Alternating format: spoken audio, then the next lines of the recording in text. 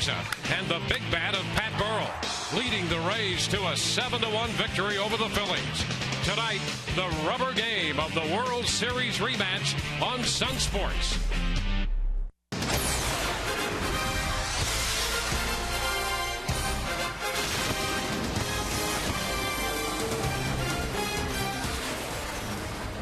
Tonight, we welcome you to St. Petersburg, Florida, and Tropicana Field, Interleague Baseball. Game 3 of this series between the defending World Series champion Philadelphia Phillies and the 2008 defending American League champion Tampa Bay Rays.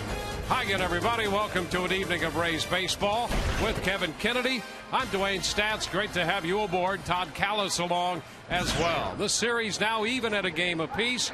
The Rays continue to lead the major leagues in runs scored, and still they were so pleased to see Pat Burrell in his first time up last night hit one into the seats and left to give them an early lead. I think you can put that win on Pat Burrell's 2-run home run, and of course the great pitching of Matt Garza. But Burrell got on track last night. That's big. Second home run is all, but you know, when you got a history of hitting home runs and you average about 30 every single year in your whole career, he's too young of a guy, fans. Believe me, this guy's going to come back. He does get streaky. He's going to be fine.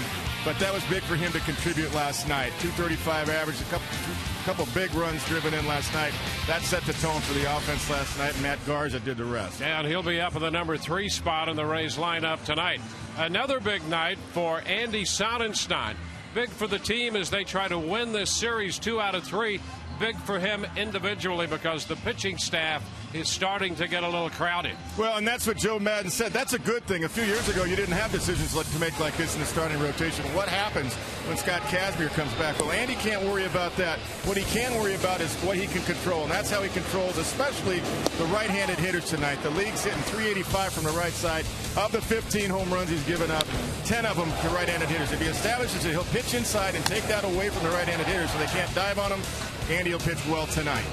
And interesting tonight, given the split right-handers, left-handers against him, Phillies have loaded their lineup with left-handed hitters. Pitching matchup, Andy Sonenstein on the hill for the Rays. Left-hander Antonio Bastardo will do the pitching for the Philadelphia Phillies. When we come back, more on the hitting streak of Jason Bartlett in just a moment.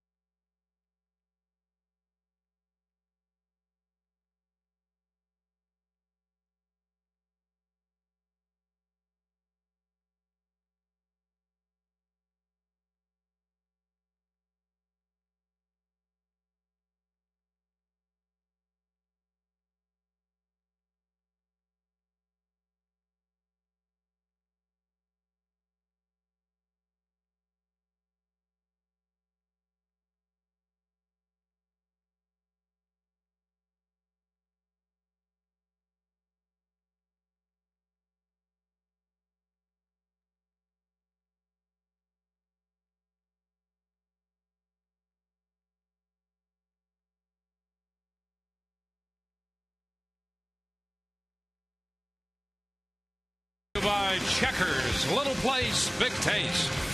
By your Southeast Toyota dealer. Now's the perfect time to get an amazing deal on a new Toyota during Toyota's perfect timing event. Toyota, moving forward. And by Geico. 15 minutes could save you 15% on car insurance. Visit us at geico.com or call 1-800-947-AUTO. Rays and the Phillies tonight at Tropicana Field. Wrap-up game of the series, and let's go right to Todd Callis. Wayne, thank you very much. The Rays taking the field behind me, meaning we are close to the first pitch, and one guy at shortstop who's been rolling along with his hitting streak before and after being on the disabled list, Jason Bartlett. Look at that streak, a .382 average during an 18-game hitting streak, matching a Rays team record along with the Quentin McCracken in the inaugural season of 1998. Bartlett waited till his very last at bat of last night's game before he extended his hitting streak last night. And you can see that right now he is tied with the guy they used to call Q-Dog in our Toyota trend, Quentin McCracken, also with an 18-game hitting streak. Before the game, we asked Joe Madden about that. Jason Bartlett extending his hitting streak last night. When he hits for 57 games in a row, he's got to send Zobrist some kind of a tip for beating out that play at second base yesterday. It was JB's done a great job. It was good to see him come back up in that situation. I was aware of it.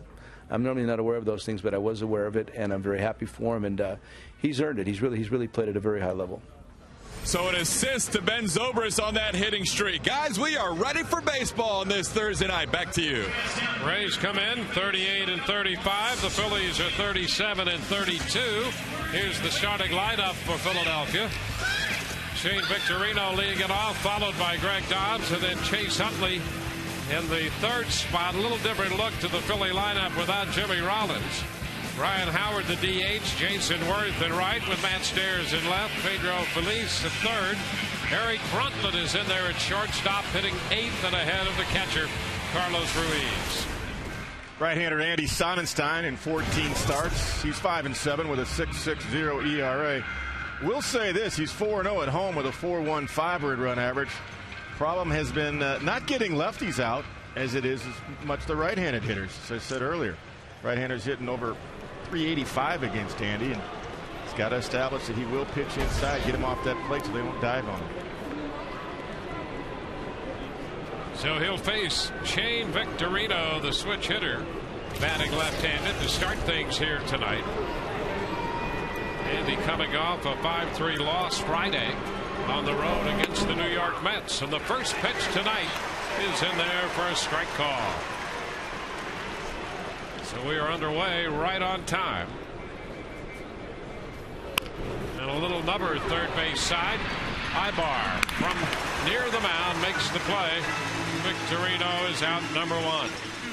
Just saw Willie Ibar, so let's take a look at the defense for the Rays. In the outfield, Carl Crawford in left, B.J. Upton in center, Gabe Kapler out there in right field, Willie Ibar, Jason Bartlett there on the left side of the infield, Ben Zobrist and Carlos Pena the right side. Deanna Navarro once again behind the plate for Andy Sonenstein. And today's defensive alignment review brought to you by Sweet Bay Supermarket, where saving you money is our passion. Joe Madden, the Rays skipper. Greg Dobbs, the first baseman, takes a strike. He's up in the second spot. Hitting .217 for the year, but he's 5 out of his last 11. A little late right there, and the count is 0-2. And a little late movement. 87 miles an hour, had some tailing action to it up in the zone.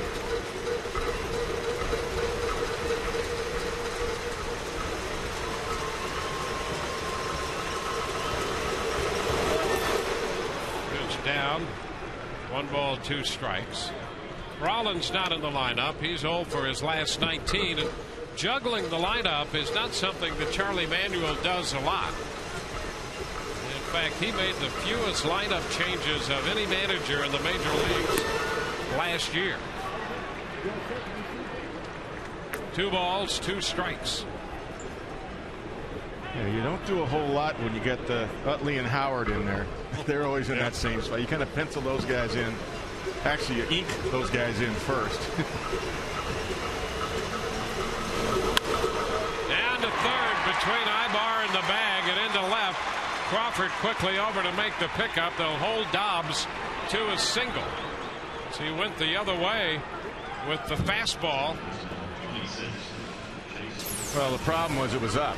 Location was up and hittable pitch. And Dobbs just went right with it. If it's down, it's a ground ball. Up, it's a base hit. Weak ground ball if it's down. And that's been the challenge for Sonenstein. He's been a guy who's always thrown strikes in the minor leagues. He just doesn't walk many people. If you look at his career, college and minor leagues, and even in the big leagues, he's stingy with walks. So there's a modicum of command there. There's a strike to Utley. But he's attempting to translate that command inside the strike zone. Yeah, it's command, but where? I mean, you could throw strikes. That ball was a strike, but it was up. It's a hittable pitch. If it's down the zone, it's an out. That's the difference. It's fastball command, but where in the zone? It's not just about throwing strikes. 1-1 the count. Quality strikes. The location you want. And that's really a major difference between success in the minor league level and success at the big league level. You're going to have to throw some quality strikes in the big leagues. That's it, especially against the way this club swings the bat. There's a strike. It's 1-2. We mentioned the Rays continue to lead the majors in runs scored. The Phillies have the highest slugging percentage over the National League. They lead that league in home runs. They're second in runs scored there. So this is a good hitting team. Liner into right. That's going to fall for a base hit. One hop in front of Kapler. Dobbs goes to second and stops. Back-to-back singles here with one out. Well, he had put away count to Dobbs. Got ahead of him with 2 strikes, and he battled back, got a pitch to hit. Here's a 2-strike pitch right here to Chase Utley. I mean, it's right there. It's the outside corner, but see, it's up. If it's down, it's a ground ball to the right side. If it's up, it's in the air for a line drive single. That's what we're talking about. 2 men on for the designated hitter, Ryan Howard.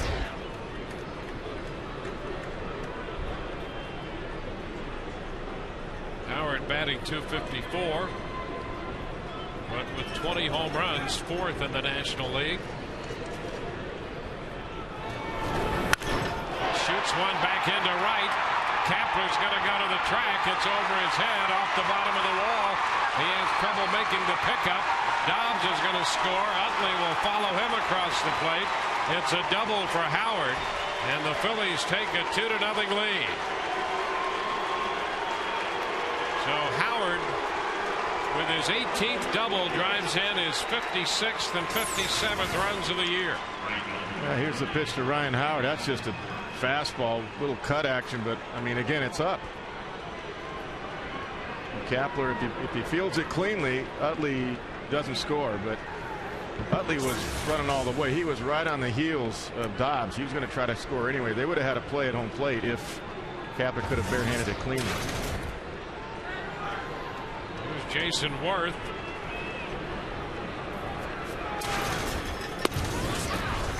Pitches in for a strike.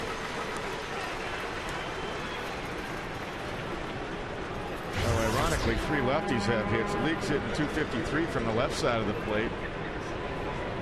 He's done okay against lefties this year, except for right now. 2 to Worth.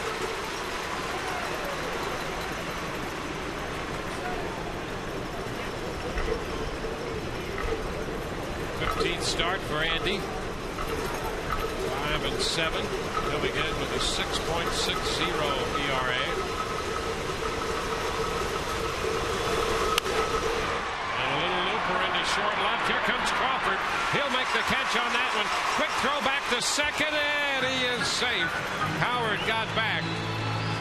Silver's trying to put the stretch on as he took the throw from Crawford. And Worth is out number 2. Yeah, Carl Crawford's been playing an excellent left field all season long. Got a good jump on that ball. A lot of guys don't get to that. But number 1, he got a good jump because that was a big hitter taking a swing, and normally big power hitters, outfielders are kind of freeze out there, but he read it perfectly and was able to run it down. Matt Stairs getting another start at left. Pitch is down. Raul Ibanez on the disabled list, and so Stairs seeing a little more action. This is only his 4th start in left field.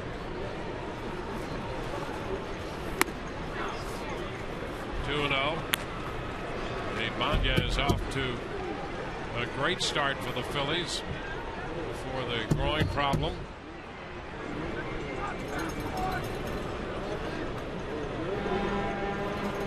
Rays know all about him, having seen him in the American League for years, most recently with Seattle. He was always a tough out. That and more in a Phillies uniform. 3 balls and a strike.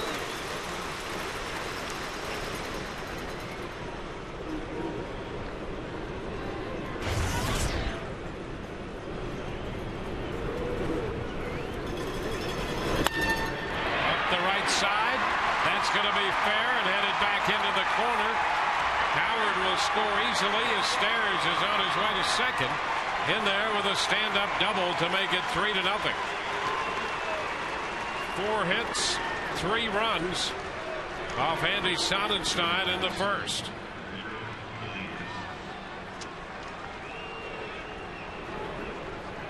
See, everything too is in the same location. I mean, there's nothing inside him. It's a little cutter right there, a little breaking ball. Just kind of right into the swing of Matt Stairs. Howard walks in. Second double of the year for Stairs. He now has a dozen runs batted in. He's at second, and here's Pedro Feliz. Pitch is down.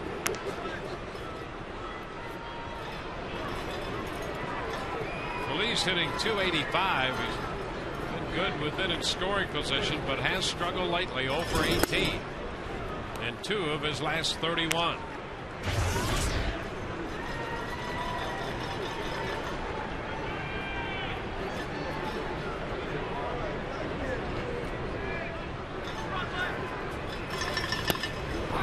There's a strike.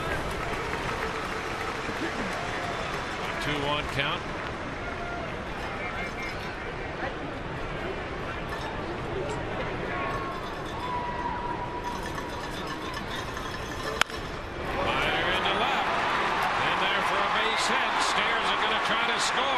The throw to the plate offline. Stairs scores standing up, and the Phillies have a 4-run first as Feliz breaks an 0 for 18, driving in the run. Reminiscent of the first night here, the Phillies scored 6 in the first. Again, there's a little slider out over the plate and up. Everything is up,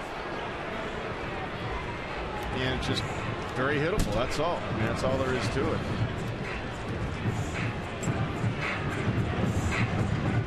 Everything's up about the same speed. No real deception. Jim Hickey and Carlos Pena and Navarro trying to give words of encouragement, but you know, Andy knows the situation he's in, and it's not the start he was looking for. That's for sure.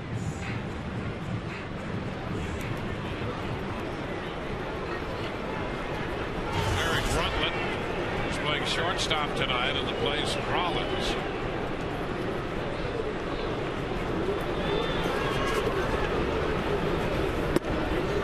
Pitch is a strike. Fastball.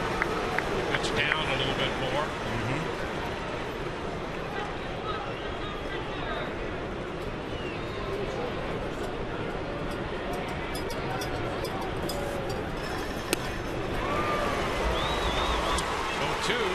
Ahead of the right-handed hitter. Yeah, good pitch in. That's what he's got to do. Got to change the eye level, the eyesight, however you want to say it. You just can't make the hitters just look out over the plate and be comfortable with one location. I don't care what the velocity is. If they can zone you in one location and you have comfortable at bats, they're going to hit your mistakes.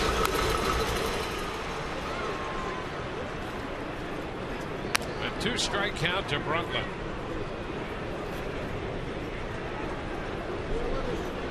Just don't want the hitters to be too comfortable up there.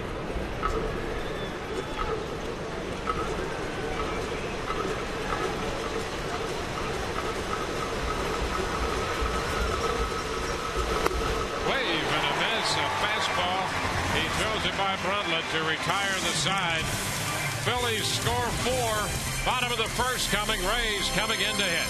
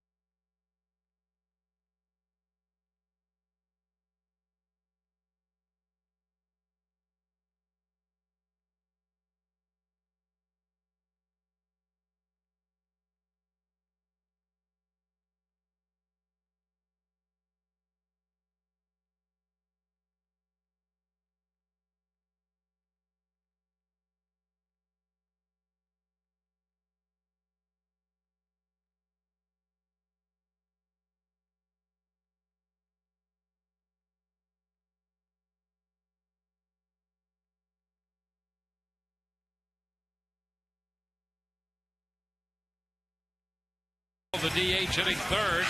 Carlos Pena, Ben Zobrist, and Jason Bartlett 4, 5, and 6. Willie Ibar, Gabe Kapler, and Deoner Navarro rounding out Joe Madden's lineup tonight. Young left-hander Antonio Bastardo on the mound for the Phillies. His 5th start. 19 innings pitched so far. ERA is over 5. He's been a strike thrower so far. 3-to-1 strikeout to walk ratio. A slider, changeup, fastball anywhere from 88 to 91, 92. Usually pretty good command. And here is Jay Upton. First pitch is high. 1 ball, no strikes. His prior 4 starts loaded up on the fastball a lot. This one is fouled out of play. Count goes to 1-1. It's 93 right out of the chute. Bastardo, 23 years old, out of the Dominican Republic. 2-1, and the Phillies admit that he's still in the developmental stage. But as you point out, with a good arm, Kevin. Yeah, he's got a good arm. And he's got a slider to go with it. You saw one changeup there, a little bit hard with the changeup before the last pitch. It was a fastball away.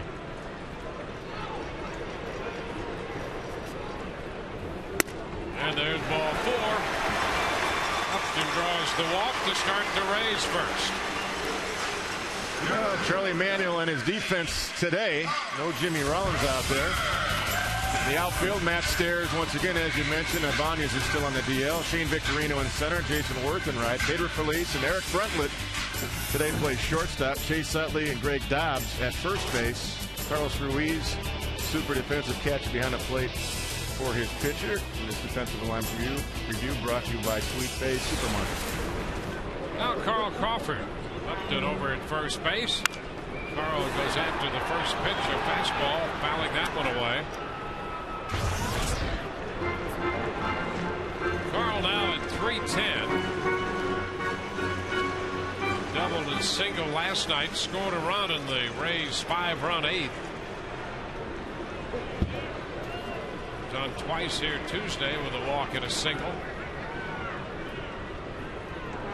Moved to first. Upton is back in. He started to move a little bit over there. Another good shot, guys, of BJ kind of in his starting blocks there with that left foot on the ball of his foot. Take a look at BJ. Oh, there he goes. Back.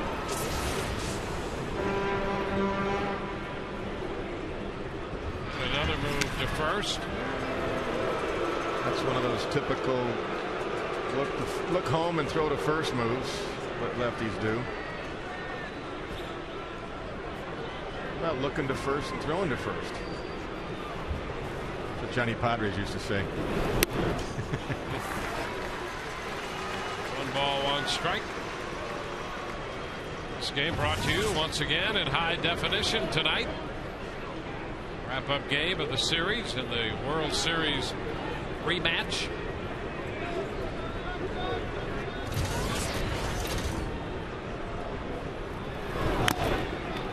Foul ball in and out of the mid of Ruiz. 1-2.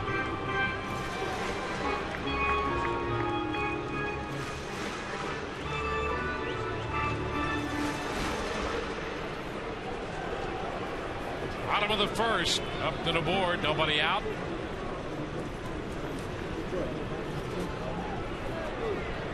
There goes Upton on a move to first, throw down to second is wide, and Upton's going to be out. Bartlett had to go to the shortstop side of the bag to come up with the throw, and Brian O'Nora calls Upton out at second base, and Upton's trying to explain to him how he got in there. Joe Maddon's going to pick up the argument. Take a look from the side right there. Said he got him on the right foot. Let's take a look from the overhead view. BJ slides to the outside. Does the left leg get in there before the tag on the right foot? It's a pretty close call. Closer than I thought, actually. I'll tell you. You know what? The left foot came off the bag there at the end. And I wonder if it'd be interesting if that's what he's telling Madden. Well, let's take a look over. I mean, let's see. Here's the umpire right here from that vantage point. BJ try to go straight in. Look at the right foot right there. I mean, that's where he's saying, I see the tag. And BJ right here is on the edge of the bag. You know, and this is a very close play, and here's the point to be made about that. On a play that close, if the defense doesn't execute any better than they did on the throw, if it's that close a play, yeah, I like to hear the explanation. That's exactly, if that's what he told Joe Maddon. I saw him touch the right foot before his left leg got in there. Then when you look at the replay, I guess you have to accept that. We gave every camera angle we had. There were some really good shots there. It was a lot closer than I thought. But here's my other thing, and I've said this a few times this year. Crawford lifts a high fly ball to center field, going to be caught by Victorino. That'll be the second out. If you slide straight through and don't pop up, you got a chance to stay on the bag longer and stay down low. You got a chance to stay on the bag. That left leg looked like it got to the outside of the bag. Yeah. But it also depends on what he said to Joe Maddon. And that's my point. If he said, no, he tagged him on the right foot and he's out, well, I would have a problem with that. Pat Burrell out in front of a changeup. Strike one. 2 outs now with the bases empty. And BJ did the right thing. When you get picked off, you keep going. And, you know, with a guy that doesn't play first base every day, you hope he makes a wide throw, and that's exactly what Dobbs did. It's one thing if they make a good throw and it's a close play and you're out. All right. There's a base hit. Sharply hit out of the reach of Bartlett. So Burrell is aboard. And a base hit his first time up. Our Geico quote of the game. Joe Maddon on Pat Burrell. really believe is going to get real toasty, and I think it's going to be prolonged. Well, there's a guy who's averaged 31 home runs and 99 runs batted in over the last 4 years. So he's got a lot of production in there. He starts doing that. He starts getting in the groove, in the flow, as Mike Schmidt used to say, the Hall of Fame third baseman of the Phillies. That was his term. You start getting in the flow, start seeing the ball good, you get the rhythm of your swing. You see a lot of that from Pat Burrell. He can be streaky, and he's had some really good at bats. Not just a home run last night. Hit the ball hard at third base, and another at bat. Carlos Pena takes one high. Works the count well. I put a little question mark in my scorebook there on that caught stealing of the key is what he told Joe Madden. Yep, that's exactly right. Yep.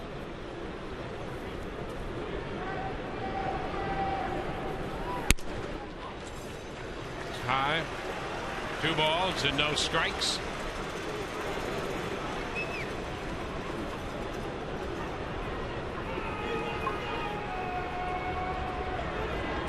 Has to be pretty definitive, doesn't it, when you make a call? That's what I would want to know. I would argue that too if I were Joe Madden. 2-1.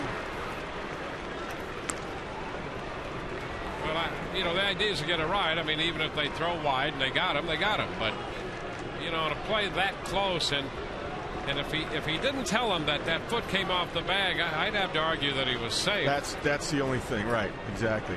And I think he was calling him out before he saw that. The foot coming off the bag a little bit. Strike around the knees. So the count is 2-2. So it goes as a caught stealing for Upton, the 6th time he's been caught stealing.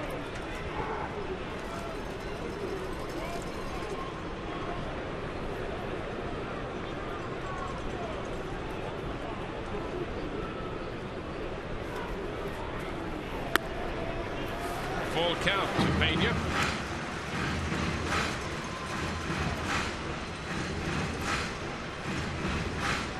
Burrell at first.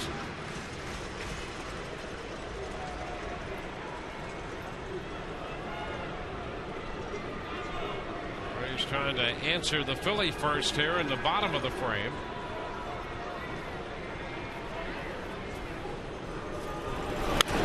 High pop foul. That's going to be out of play. We'll do it again.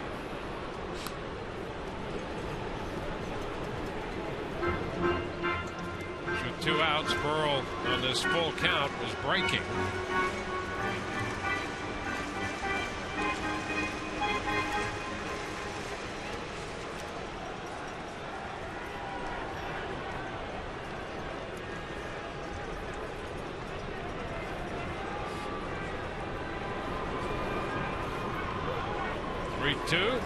Swing and a drive. High and deep to right. That ball is going to be high off the wall. Bouncing away from Worth. Burrell will score and end the second with a double as Carlos Pena. The Rays are on the board. High off the right field wall. Pena hit a line drive off the wall last night. His first time up. Had to settle for a single. 2 bases this time. 3-2 fastball is out over the plate, but up. Ball was up. A little bit of topspin right there. Missed a home run by about 2 feet. And Burrell was running hard, and he was running on the pitch, of course, being a 3-2 count and 2 out. And Pat able to score because of it. 16th double for Carlos Pena. His 16th double. Burrell scores the first run for the Rays tonight. It's Ben Zobrist.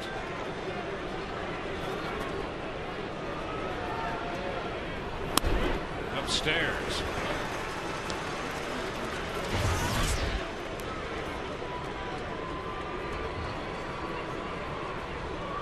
Ben continues to lead the league in slugging percentage.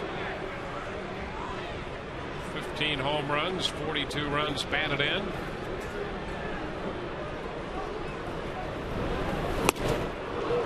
Swings through the fastball. 1-1. Up a little bit too. Not a ball, but just up above the hands. Pretty good pitch. Not sure that that's exactly where Bastardo was trying to go, but he got away with it. Became an effective pitch. But that's what pitching inside does when hitters want to get extended. They want to get their hands out, hands through the ball. Ruiz is headed to the mound to talk with his young left-hander. I think just to be sure of signs, the sequence with the runner at second base. Just to go over that again. Carlos Pena at second. Pretty basic. Either a fastball or a changeup off the way. It's high, 2-1. You see the little finger down, the pinky finger. That means fastball away. You don't put the index finger down when you want fastball away. You put the opposite finger. So he puts the pinky down and he gave it 4, which is a changeup, and then fastball away again. And a long drive back down the line and left. That's got some carry. Gone. Ben Zobrist on a 2-1 pitch. Zobrist, a 2-run shot. That will make it 4-3.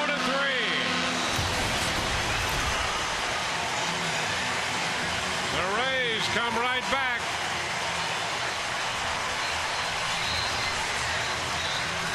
Well, if Ben Zobrist isn't an all-star, there's a problem with the system. You know Joe Madden's going to try to get him on, but it has to be in conjunction with the commissioner's office. And, you know, the players can vote Ben Zobrist on, too. Let's stay fair. That's all Ben's saying. And it did. 2-run home run, number 16, 44 RBIs. And that'll help the slugging. Yes, it will. He already leads the league in slugging percentage, and that's what the league leader in slugging does. He hits home runs, and the Rays are down by only 1 now. He just continues to amaze, continues to have good at-bats. And for people who didn't see that play last night, running hard with the bases loaded on a ground ball to second. And Rollins flipped the ball to second baseman Chase Utley, and Ben beat the throw, and that enabled the Rays to end up scoring 5 runs in the bottom of the 8th. Now Jason Bartlett takes the first pitch, a fastball in for a strike.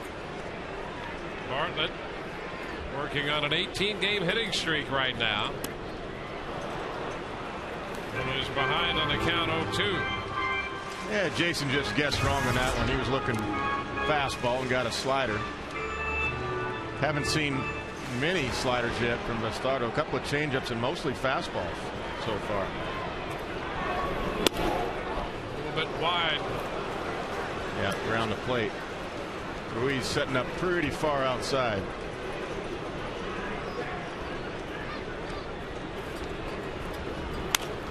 And a popper to the right side. Dobbs out from first, makes the catch to retire the side, but the Rays battle back. The RBI double by Carlos Pena got him on the board, and then the 2-run home run by Ben Zobrist. 4-3 Phillies after 1.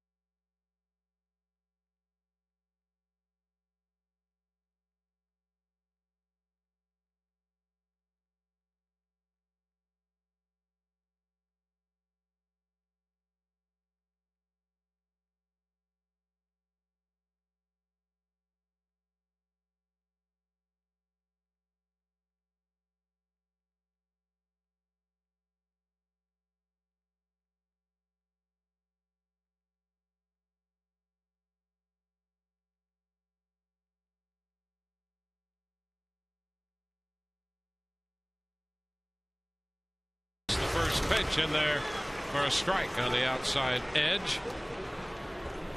He's the number 9 hitter in Charlie Manuel's lineup. And another pitch out there. 0-2. Yeah, we got a ball game now, so Andy now he's just got to, okay, I get a do-over. Let me start over right here. All 2 strikes. Most important thing to do after your team battles back like that, you got to put a 0 up right now. A pop-up foul ball that's going to carry out a play, however. The momentum, Dwayne, is all on the Rays side right now. You got a young pitcher on the Phillies side. You just saw give up 3. Couldn't hold a 4-run lead. So Andy has to put a 0 up right here. You can't give any of them back. Not one of them. Oh, strike 3 call. Second strikeout for Sonenstein. The first out here to open the second. Well, it's a curveball, and actually it came around the plate. Navarro's sitting outside. It came around the inside corner, and Andy gets a call. Let's take a look at the overhead. Had the inside corner. The black of the plate. He crossed it. Torino takes a breaking ball for a strike.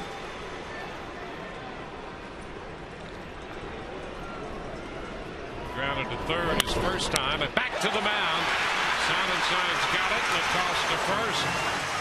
2 up, 2 down. For the news that touches your life, turn to the St. Petersburg Times, winner of 2 2009 Pulitzer Prizes for excellence in journalism.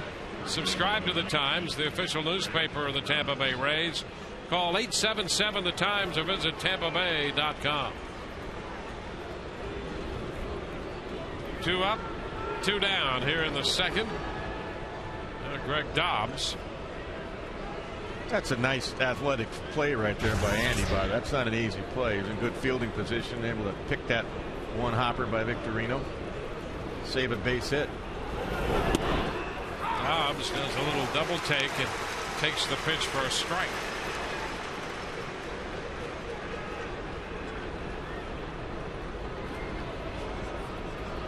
Two quick outs in the Philadelphia second. Long drive, that's going to be foul. He jumped on a fastball and hit it very deep, but well foul. Well, if you get in there enough, it's tough for hitters to keep it fair. That's okay. You'll take a long strike. A long, loud strike is okay if you get inside enough.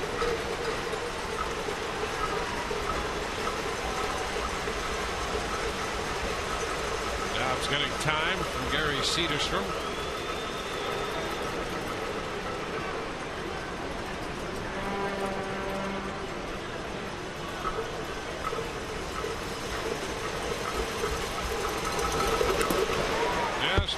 Of it. Came back with a curveball. So it's still an 0-2 count. Better location on that 0-2 curveball. That's where you want it down, so they have to protect. Can't get it in the air.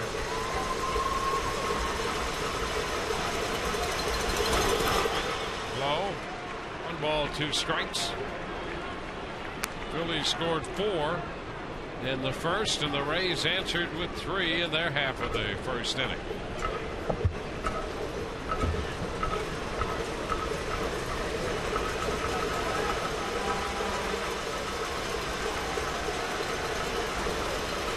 Time called, no pitch.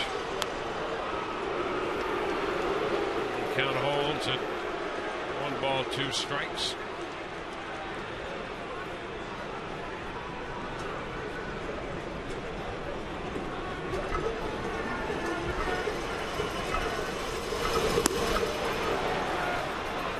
Two.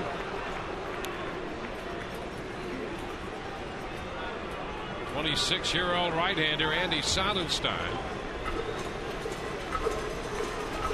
Ruiz and Victorino, and now has gone 2-2 to Dobbs. Strike 3 call. He got the outside edge, got him looking on a fastball away.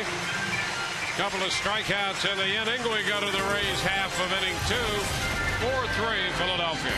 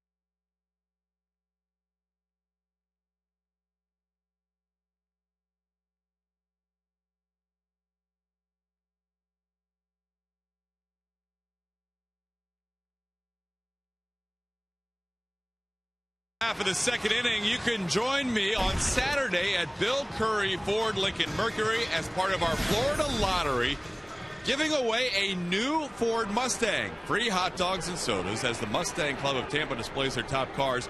Plus, if you bring your non-winning Florida Lottery Mustang tickets for your chance to win prizes Saturday from 10 a.m. to 2 p.m. at Bill Curry Ford, guys. Willie Ibar jumps on the first pitch and lines it right down off the foul pole, and this game is tied. Willie Ibar, playing third base tonight in the place of Evan Longoria, did not waste any time. He hit it right down the line and off the foul pole. This is a 4-4 ball game. How about that production crew talking Willie Ibar before the game? And rightfully so. We talked about Willie hitting .297 last year when he played third base. Evan Longoria, and he just picks up where he left off, hitting that foul pole. Ties this game up. Gabe Kapler, and he pops one back at first. That's got a chance to fall, but it's foul. Out of the reach of Dobbs and just foul. Strike one. Well, the Rays, after getting down 4-0 in the span of 5 hitters, have tied the game 4-4. And that's why it was important for Andy Sonenstein to go right back out there, put a 0 up quickly, which he did. He had a very efficient, great second inning. Keep the momentum on the Rays' side so they can continue it and get that young pitcher for the Phillies right back out there on the mound. Zobrist with a 2-run homer, and Ibar with a leadoff homer in the second. There's a line drive into left. That ball is going to be in there off the glove of Stairs. Kapler digs for 2. He is safe at second base. Kapler showed him one, took it away, and got in with the other one. A 2-base hit for Kapler.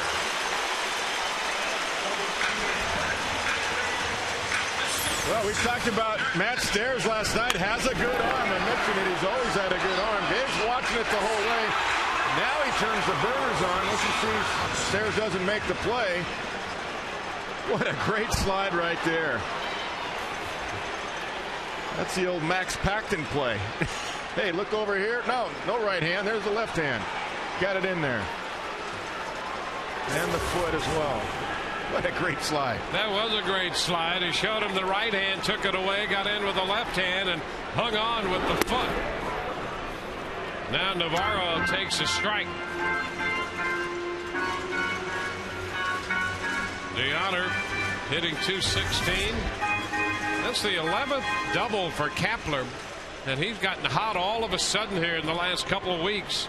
He is smoking left-handed pitching. That's what the Rays got him for. He's now hitting .247 with that double. And a little soft liner out of the reach of Bartlett. Kapler goes to third. They're going to stop him on the base hit. With nobody out, the Rays stop Kapler. Yeah, that's the right move. Gabe read the play well, but you got nobody out. Victorino closed quickly, and Victorino has a good arm in center field. Take a look at the play once again. Bartlett tries to go back and time it out of his reach. Gabe sees it.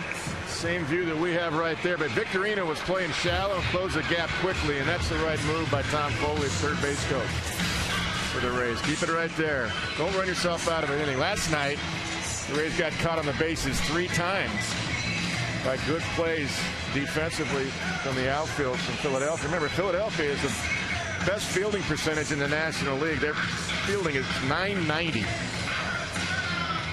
Prolonged meeting out there.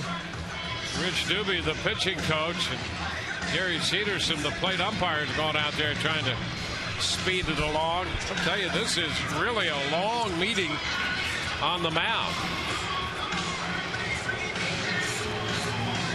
And Gary Cedarson let him have that long meeting. Plate umpire.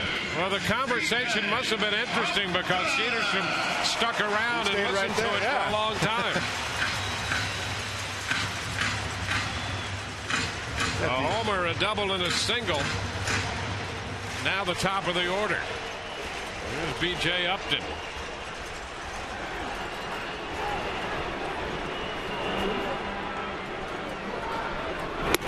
Upton had a home run cut. Missed the fastball, strike one. And nothing wrong with that, because that's what the young pitcher, Bastardo, has thrown. Mostly hard stuff. And BJ tried to put up a quick 3 right there. Nothing wrong with that. Early in the count. Go for it.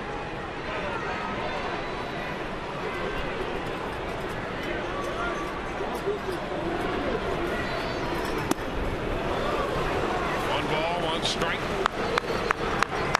Ibar hit the very first pitch here in the bottom of the second, right off the foul pole and left to tie it. Kapler hustled his way into a double. Navarro lined the soft single into left center. 1-1 to Upton. Pops it down the right side. It's going to twist out of play. Takes it to 1-2.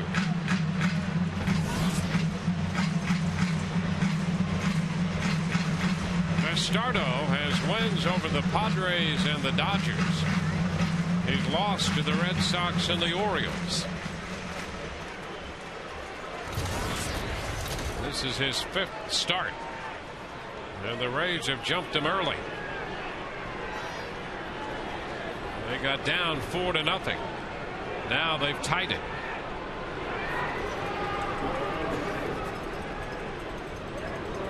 One-two. Inside. 2 balls, 2 strikes. Boy, teams continue to try to pound BJ in, but I know he didn't get through that last pop-up, but he's been getting through those inside balls much better. If you leave one out over the plate trying to get him in, he'll take you out now. And that will run the count full. Yeah, but Bastardo hasn't shown that he has any command of his slider, and he's only thrown a couple of changeups. He hasn't thrown strikes with those, so I mean, you're pretty much looking one pitch, and that's the fastball. If he throws something else, you got to just adjust to it, but you got to be looking fastball. 3 balls, 2 strikes. And a foul ball. Riding in on him. BJ walked in the first inning and then was caught off first.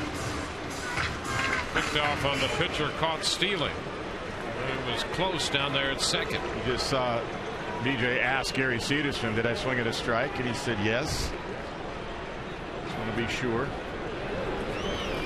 3-2 again. And he got under it, popped it up. And the shortstop Bartlett makes the catch. That's the first out. The Rays Summer Concert Series presented by Hess Express continues on 80s night. That'll be Saturday, this Saturday the 27th. Free post-game concert by 80s superstar Pat Benatar. Visit RaysBaseball.com for a complete schedule of Rays Saturday nights presented by Bright House and get your tickets today. That'll be a fun night. Carl Crawford. And a little looping liner up the left side. That's going to be in there. A base hit. Kapler scores the go-ahead run. Navarro goes to third and then to second base. Crawford. Rays lead 5-4. Crawford continues his hot hitting.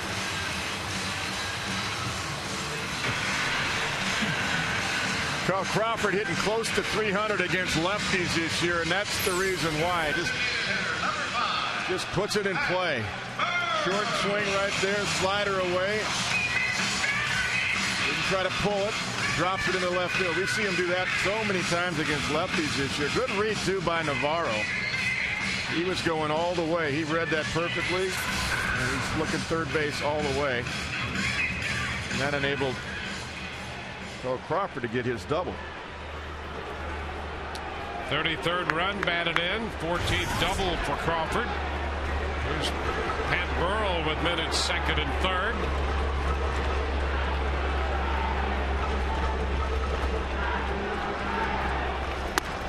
On the first pitch, he takes that one, strike one.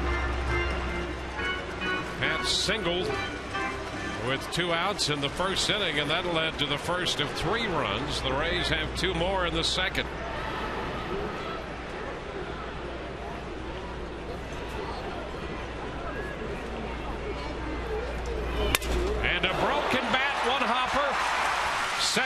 Congressman Utley from center field makes the play. The run will score.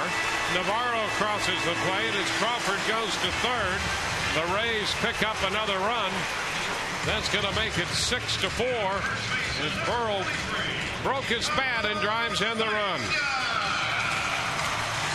You take it. Take that RBI right there. And because Navarro hustled to third base and Crawford was able to get to second, that eliminates what could have been maybe a double play ball. Or at least no runs in, and could have been second and third and 2 outs. So a couple of 3-run innings for the Rays. Here's Carlos Pena.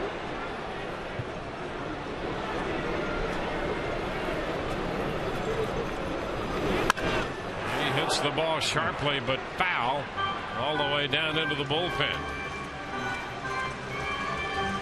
Carlos doubled in a run in the first.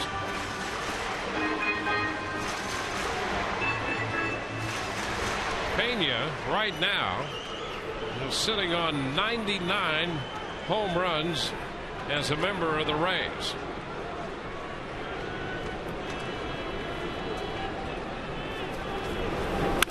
And he bounces this one foul. That ties him with Fred McGriff for second place on the Rays all-time home run list. Aubrey Huff is the home run leader for the Rays franchise. He hit 128 before he was dealt.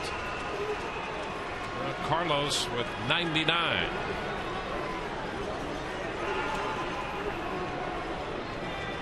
Down 2 strikes. Upstairs. 1 and 2. Look how far out Carlos Ruiz was sitting. We were talking about that catcher's box that's rubbed out right here. Technically, the rule book will say you have to stay inside that box, but nobody pays attention to that. And he was sitting with his right shin guard on the outside corner to Carlos on that last pitch.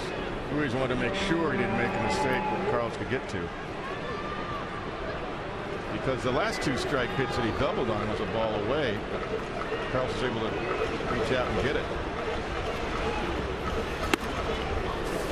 In for a ball, and the count is 2-2.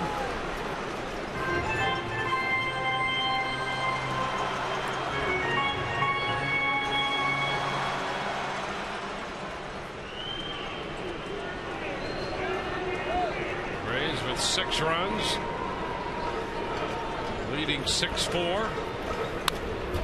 Carlos fouls it. Had a pretty good pitch right there. And a good swing. He knew it too. Carlos did. I guarantee you Ruiz will make sure he doesn't throw a ball down the middle like that again. Of course, that's what's great about having Ben Zobrist as hot as he is, hitting behind Carlos Pena. You look on deck and it doesn't get any easier. 16 home runs for Ben. Pena requesting time from the plate umpire.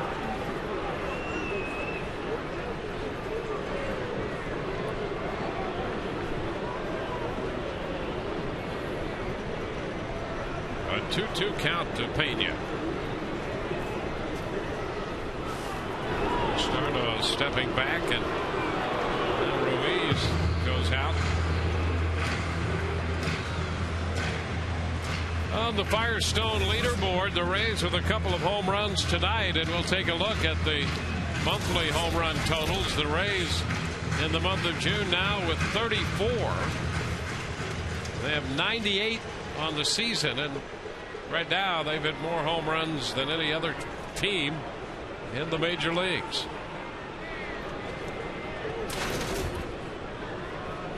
Two the count.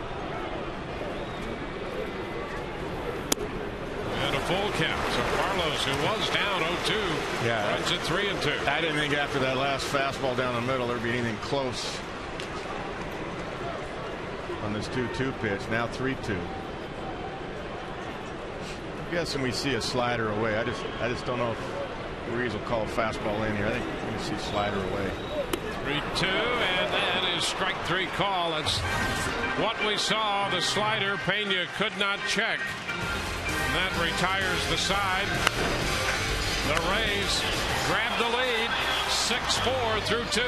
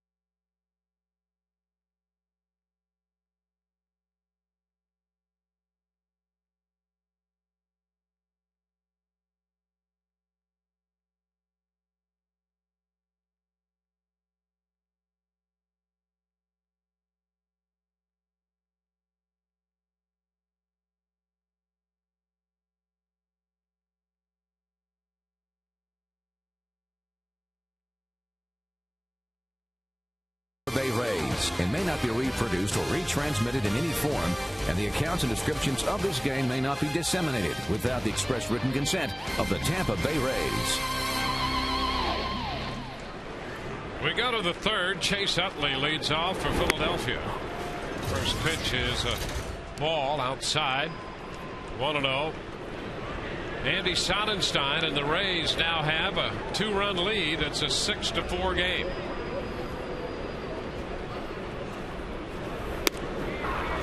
Strike 1-1. Phillies jumped on Sonenstein for 4 runs, 5 hits in the first, but he had a very quick second inning, a 1-2-3 inning on just 13 pitches.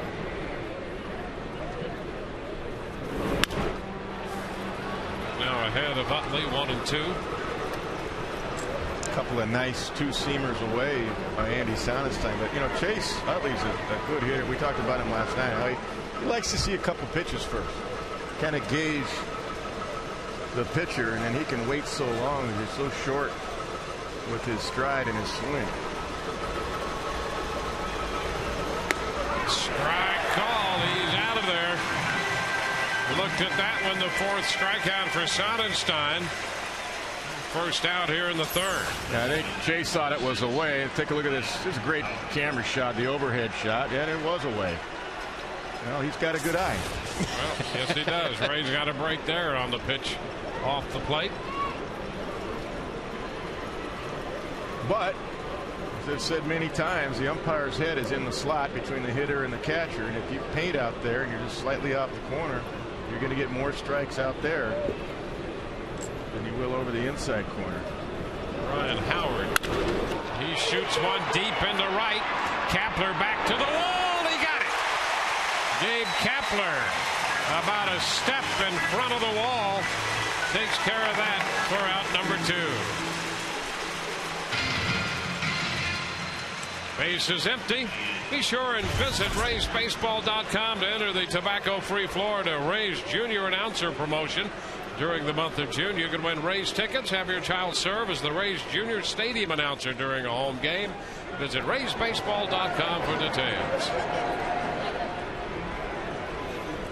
Jason Worth. Pitch upstairs. 1 ball, no strikes. Nice play by Gabe Kapler. He's got a good jump, good read on that. He's really playing well right now. 2-0. You know when things really started to turn around for him when his family showed up. I know it. That's right. I mean, we're going to have to keep them here all year. Last homestand. That's right. He did hit that 1 home run against Andy Pettit, and then he continued that when he got here. That big home run against the Nationals after Nick Johnson overran a foul pop-up. That big home run turned out to be the game winner, and ever since then, been outstanding. 3-1 now to Worth. I found out Gabe lives just up the street from me in San Fernando Valley. There's ball 4. Well, you're going to have to make sure that. I said, come on over. Yeah. Well, the other side, you're going to have to make sure nobody's home. They're here with him. True. He said, yeah, I saw you outside, you know, at that big block wall. I said, well, I knew you went to the same high school, and in about 100 years difference in generation. But Taft High School in Woodland Hills, which was known as a baseball factory in the San Fernando Valley back in the day. Guys like Robin Yount came out of there. We played together. Larry Durker, your colleague and great friend. Matt Stairs fouls it out of play. Yeah, and and Robin Yount had his brother Larry. Larry before that, who was a pitcher with the Astros. Yep, in their minor league system for a long time. Larry got hurt, didn't he? The first appearance, I think it was. Called up to the big leagues.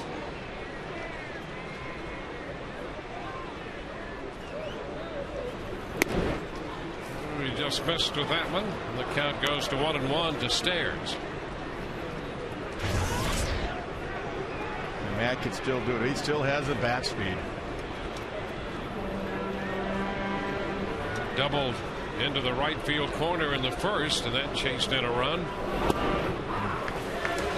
ball, 2 strikes. Good pitch. Matt was looking for something just a little bit more inside for him.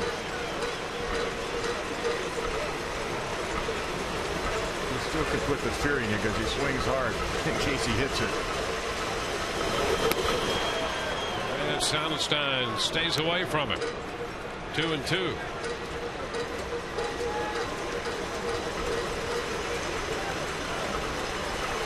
2-out walk has placed Worth aboard. Worth will run. He likes to pick his spots. Swing and a miss. Big cut by Stairs at the curveball, and he missed it. We go to the bottom half of the third. Rays lead 6-4.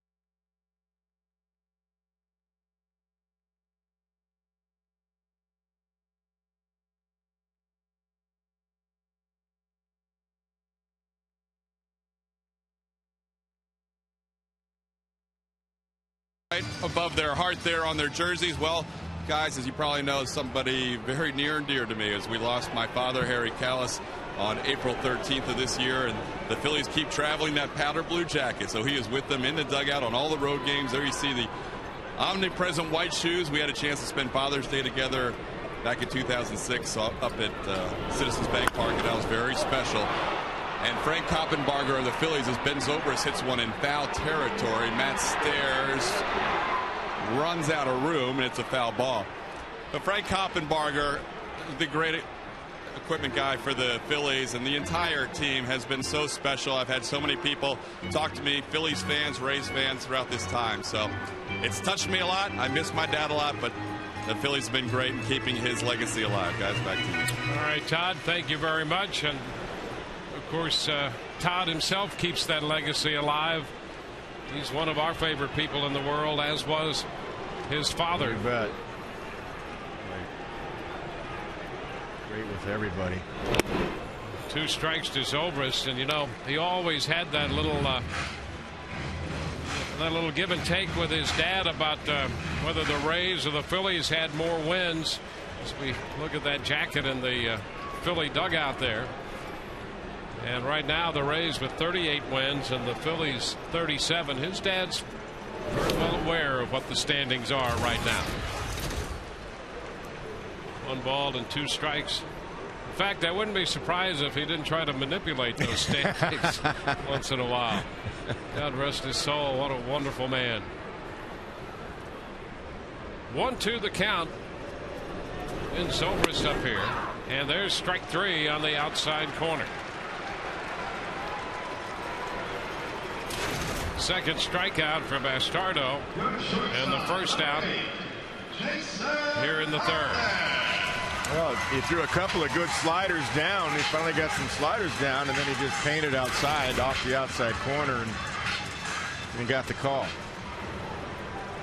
Tough sequence right there.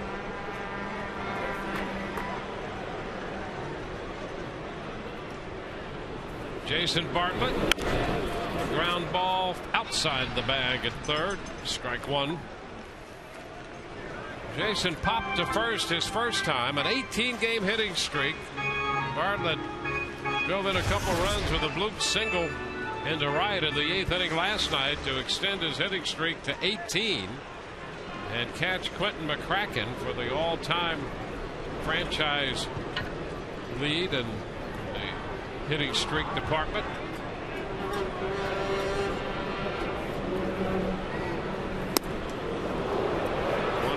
Strike. You know, I always thought it was interesting to hear Jason. He's such a good shortstop, but he always considered himself a good hitter. Yeah, I've heard him say that. And he really worked hard over the winter to improve to the point where he's hitting .368 right now.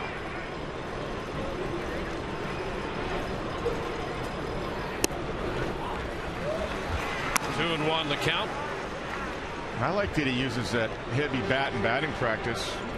Talked about in the pregame show, Todd, and that or that segment that was done in the pregame show, I should say. But I'd heard that the other day about the drills.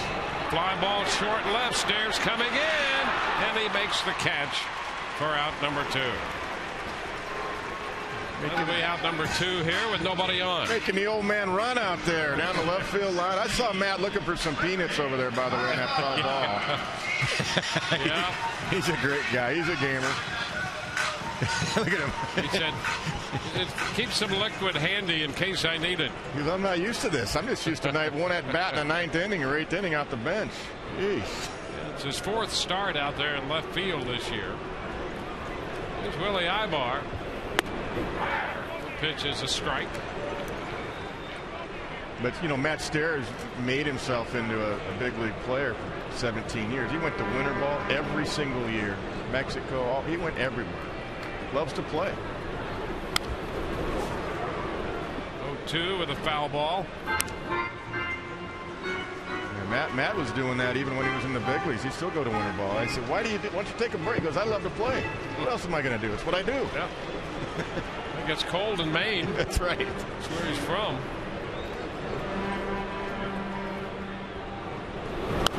With a foul back. It's an Ibar. After that fastball that was up a bit, up and in, and fouled it.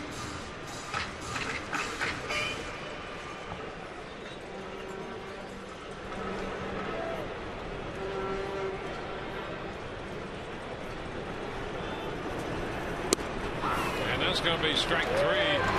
Fastball down. A couple of strikeouts looking in the inning. 2-3. Rays lead 6-4.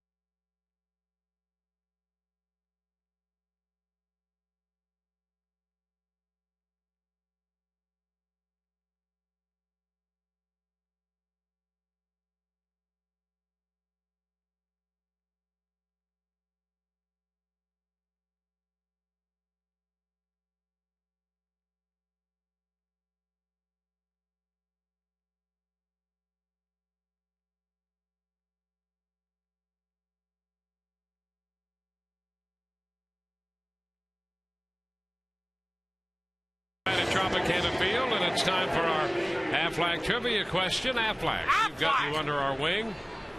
Who has the longest current hitting streak in baseball? This Phillies going after the first pitch to open the fourth. Over toward the line, and Crawford's there to make the catch. One pitch, one out in the fourth inning.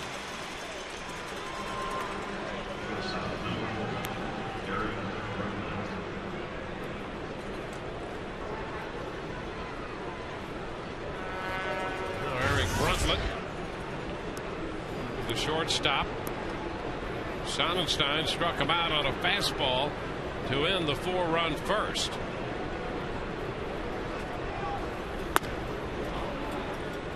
One ball, no strikes this time.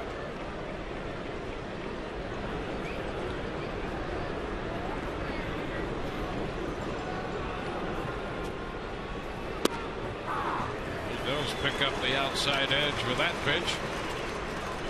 1-1. That's where you got to live, right there. When you do pitch, you got to stay down. That was perfect.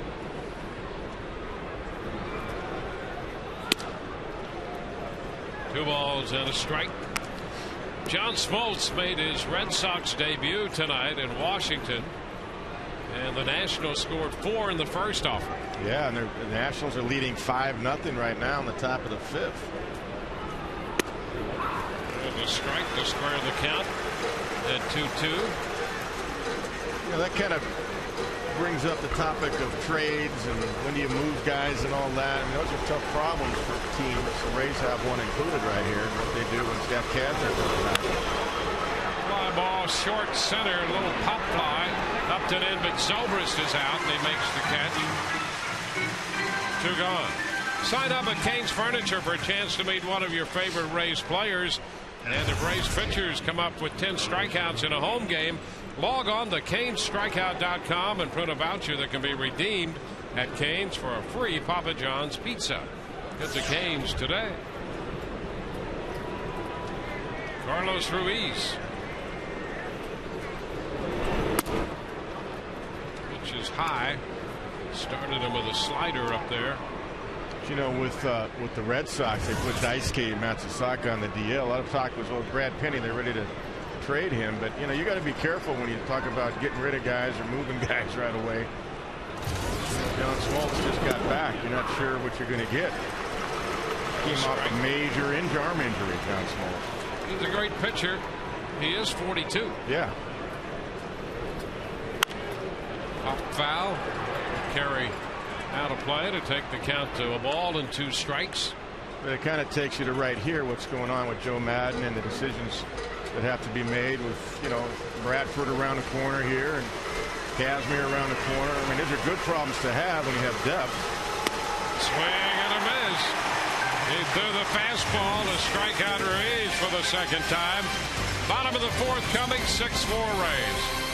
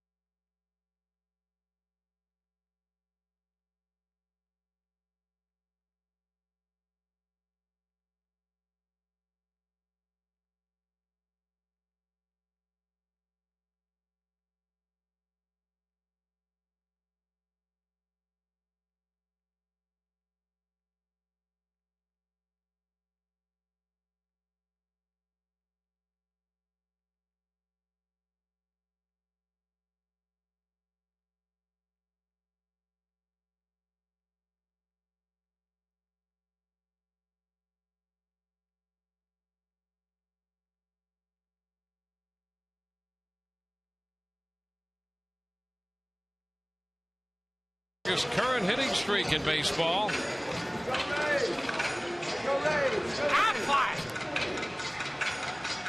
Derek Lee.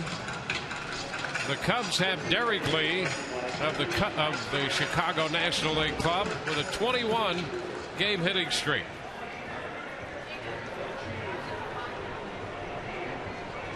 Jason Bartlett here with the Rays, currently working on an 18-game hitting streak.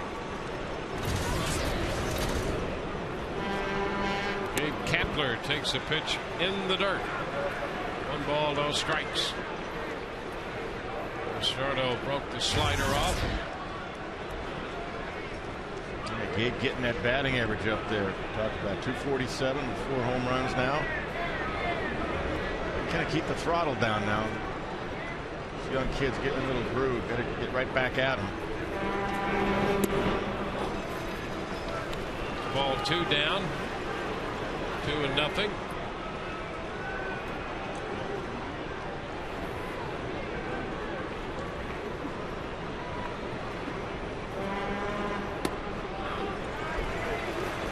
Balls, no strikes. Well, you'd love to see the Rays get the leadoff man on here in the bottom of the 4th and try to build another inning. They scored 3 in the 1st and 3 in the 2nd. Gabe takes a strike and it's 3-1. Just in case, Bastardo said, I'm going to throw it as hard as I can in case you're swinging. 94 right there.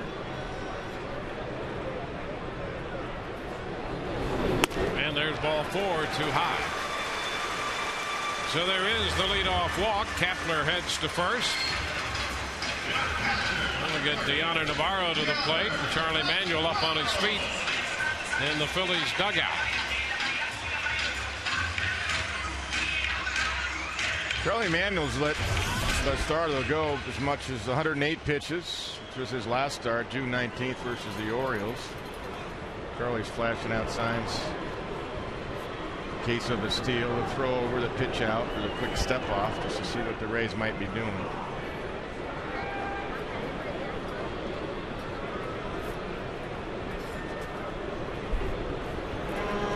The pitch is bunted by Navarro, foul right back over the screen. And strike the count. Got a smile out of Davey Martinez and Joe Madden. That was on his own, of course, John Navarro. Thinking maybe he'll get a base hit and get a man over at the same time by dragging a bunt down the third baseline. Pedro Feliz was back. He still is back at third. High fly ball driven to deep left. Stairs back, not yet to the track though, and he makes the catch. Kapler, who was standing on second, heads back to first. So Navi gave it a ride to deep left for the first out. Rays fans, the Checkers Citrus Series concludes this weekend. Tune in to see who wins the bet of the 40-piece party size of Checkers Classic Wings. Checkers will donate $1,000 to the winning team's charity of choice, and you'll win a 3-piece of Checkers Classic Wings. For details, see sunsportstv.com following the conclusion of Sunday's game. Saw a full rack of hot dogs right there, didn't I? 2. B.J. Upton. Kapler back in at first.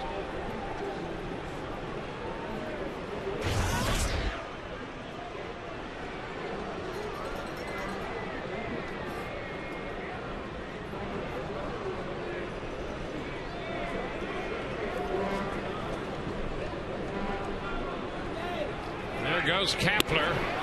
He got a good jump and a good throw, and he gets in there. Well, Kapler got a very good jump, and Ruiz still made it close. And BJ recognized that he got a good jump and took this pitch. It was outside by hair anyway, but Ruiz was lightning quick right there.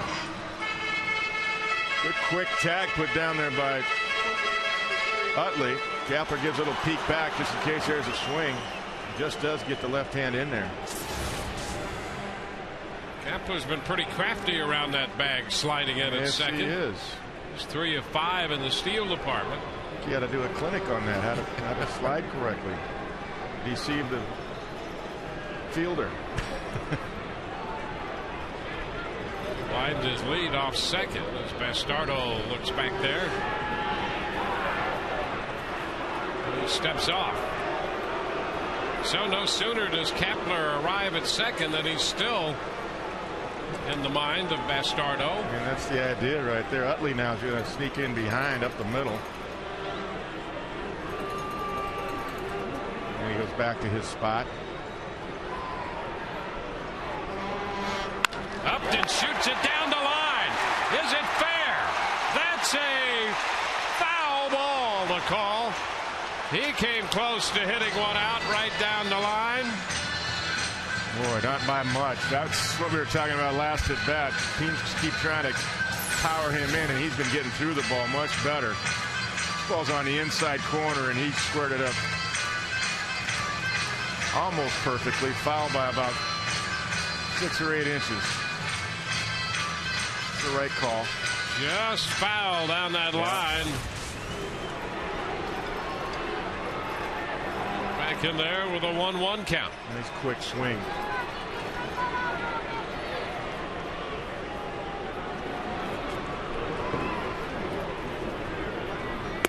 Swing and a miss. He was trying to hit it out again. He's had a couple very good cuts, and then that near miss right down the line. I think he's going to try to drop a slider in his feet right here. We'll see.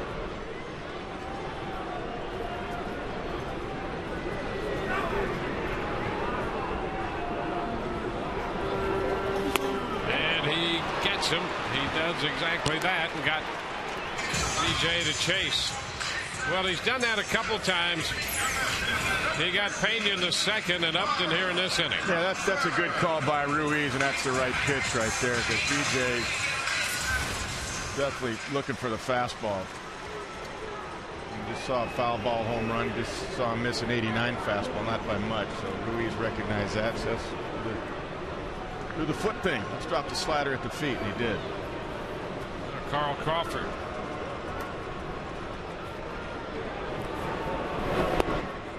Takes the pitch low. Well, it's all about sequencing, and I call it sequencing, calling a game, pitch sequencing.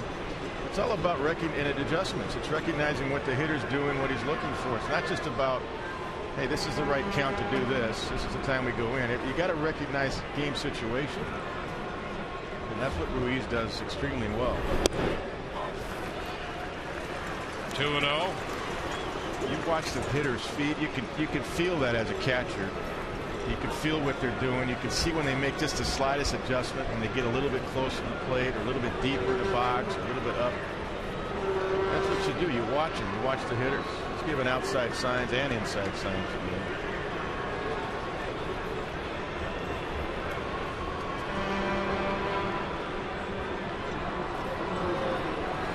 The 2-0 pitch. This is low. 3-0.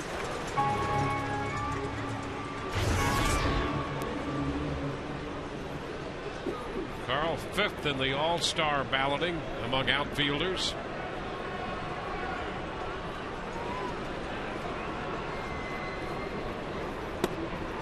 He takes a strike. 3-1. Man, little help right there. That was up. Good take though by Carl. That's not a good pitch.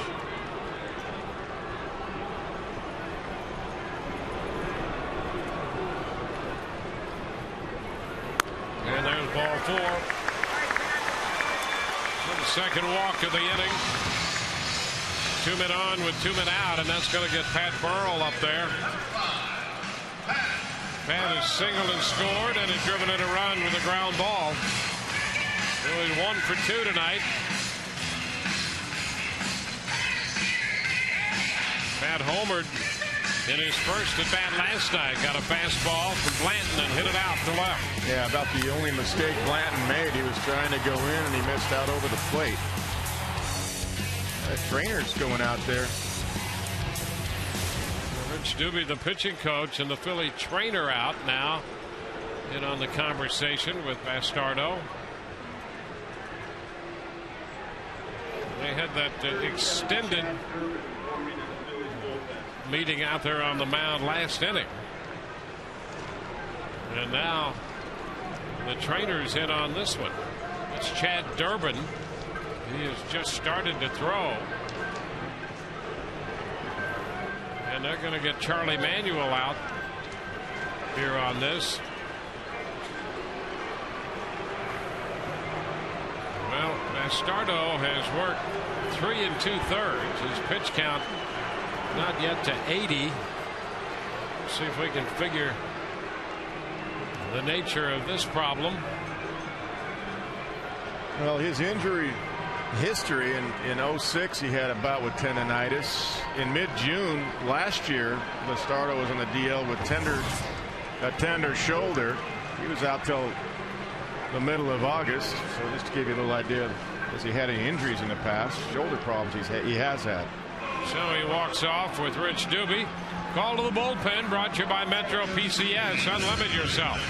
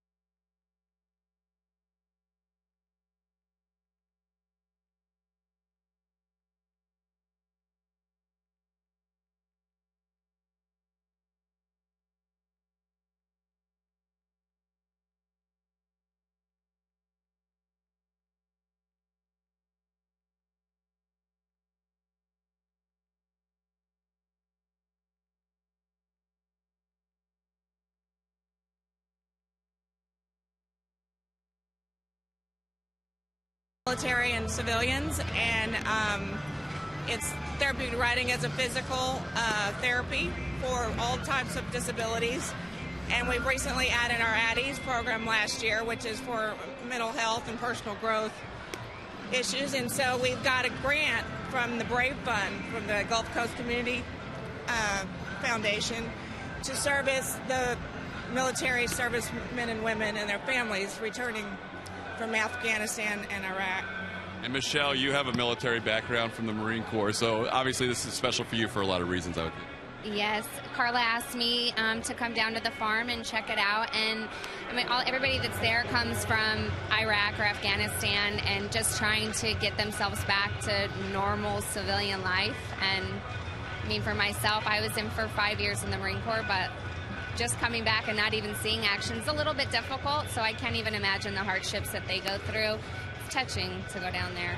Yeah, really a rewarding program, and I know you've helped get everybody involved, and that must make you feel good to put these two groups together. Absolutely.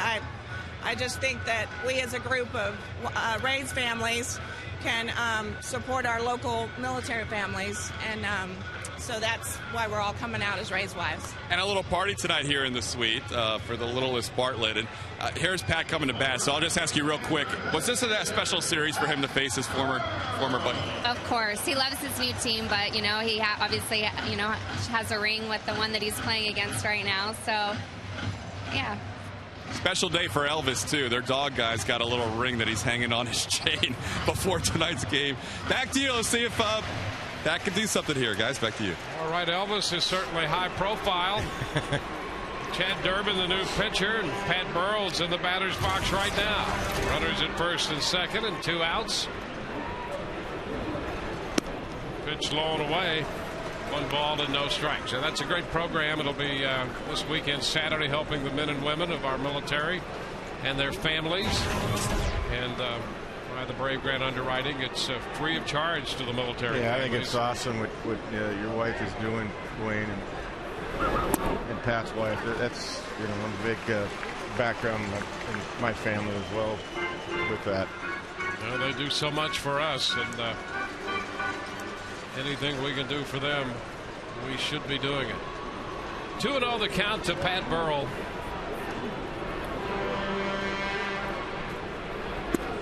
And he takes a pitch at the knees for a strike. That's a good take. 2-1. Good take. He's not looking for that. It was a little slider or cutter painted the outside corner. Not a pitch that he wants to swing at. Rays lead 6-4. And a turn, but nothing doing with Kapler headed back to second base.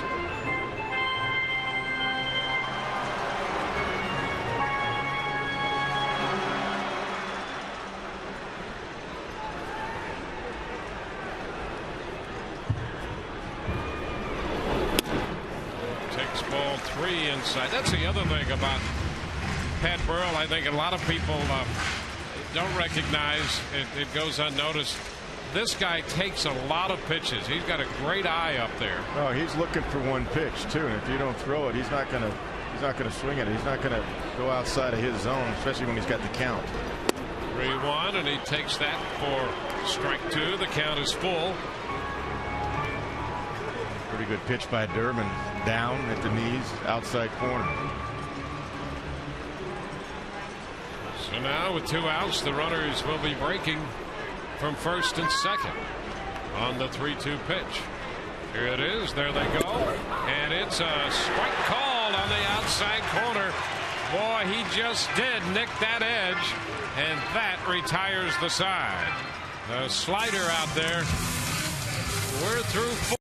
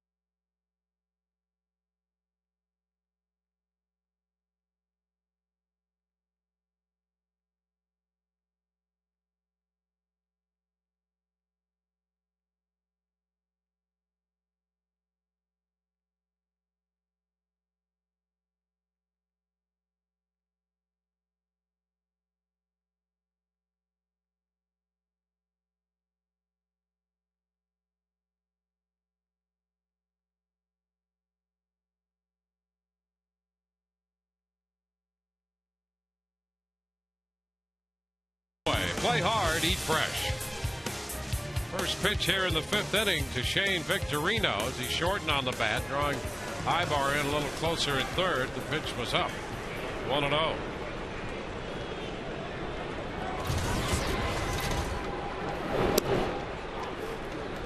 Two and nothing. Victorino, Dobbs, and then Utley due up for the Phillies in the 5th. All the scoring taking place in the first 2 innings of this game. That's a strike call. 1-1.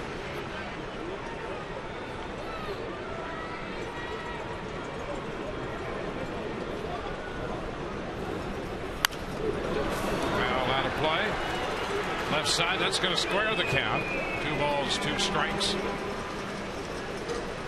Sonenstein with 6 strikeouts tonight. Walked 1, allowing 4 runs, 5 hits.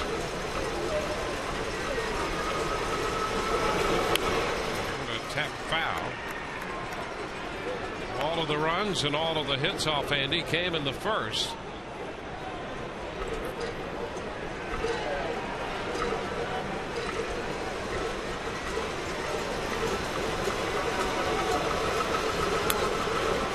Low. Full count. Yeah, Victorino's got an on-base percentage over 370, so he's done a pretty good job working counts this year. 3-2, a fly ball right center field. Kepler's there to make the catch. Nice running grab by Kepler in right for the out. For the past 125 years, the St. Petersburg Times has been a part of the Tampa Bay community. From investigative journalism to award-winning sports coverage, the Times is Tampa Bay's newspaper of choice. Subscribe by calling 877 The Times or visiting tampabay.com. Rick Dobbs up in the number 2 spot in the Philly lineup. Fouls the first pitch back and out of play. And once again, Gabe Kapler got a good read on that Victorino ball. I mean, it was first off the bat, looked like it might be in the gap for a double, but he's getting good reads out there and took a good angle immediately. And if that ball had gone to the wall, that's a triple. Victorino can just flat out run. As evidenced by his 5 triples already this year. But he's out number 1 and a big out to get in the 5th.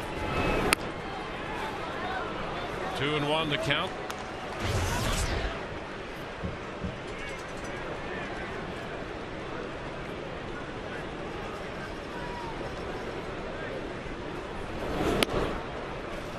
Now it's 3 balls and a strike.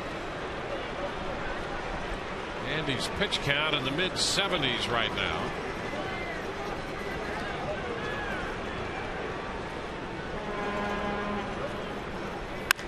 And a liner the other way. That's a base hit. Out of the reach of Bartlett and into left. That's the first hit for the Phillies since Feliz singled and drove in a run back in the first.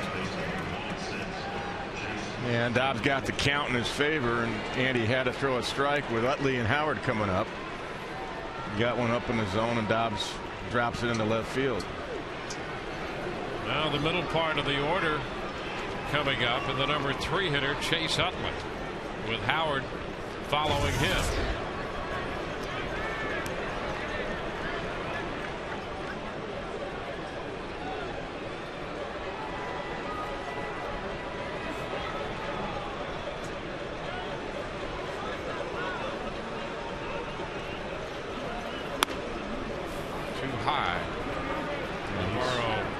To the mound. Yeah, and then Jim Hickey as well, because he's getting behind the count of the first 3 hitters in this inning. He's getting the ball up again.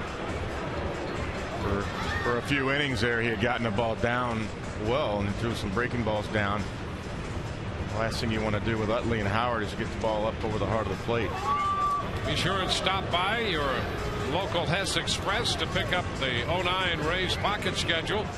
And in that, you'll find a $2 off coupon for a pair of tickets to see the Rays on Saturday nights don't miss Pat Benatar following the game this Saturday, June 27th, as Express, a presenting partner of the 09 Rays Summer Concert Series.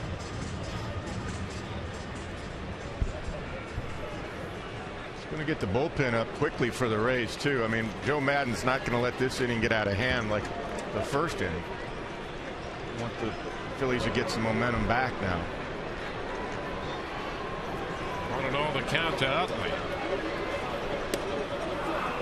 Pitch is a strike, and that is, it does present a challenge for Maddon and Hickey with Andy, because there are times when Andy goes, it's fast. He works quickly. He does. So Balfour is throwing in the bullpen now.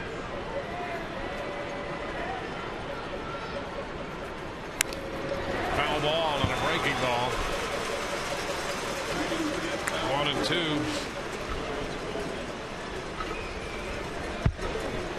Runner at first with one out. I'll tell you, though, there's nothing that a ground ball to second wouldn't take care of this. Solve that quickly. And we got Utley last time looking on a fastball just off the outside corner. He painted him up. They got a favorable call to go with it. And he gets that one. Strike three call. Utley caught looking for the second straight time. 7th strikeout for Andy. Yeah, that's just a good pitch. I mean, that's good location because it's down. It's away, but it's down. Almost identical to the last time. Navarro sits up off the outside corner, and Andy was able to paint him up twice. And, you know, a good job by Navarro Yes. receiving that pitch right there. See, he didn't jerk it back in. I don't like it when I see catchers jerk it back in, because you're telling the umpire when you do that it's outside. Just catch it. Catch it. You can turn your glove, but don't jerk it dramatically back in. You're alerting the umpire it's outside. Ryan Howard and a block by Navarro. That was a huge out right there. That's one of those momentum changers right here. Now you can't give it into Howard, of course, but that's a huge out in the middle of the ball game here. Bit Navarro a little bit. It'll take a little time. Professional courtesy given by Gary Cederstrom, who's doing a little groundskeeping. You see Navarro showing his appreciation.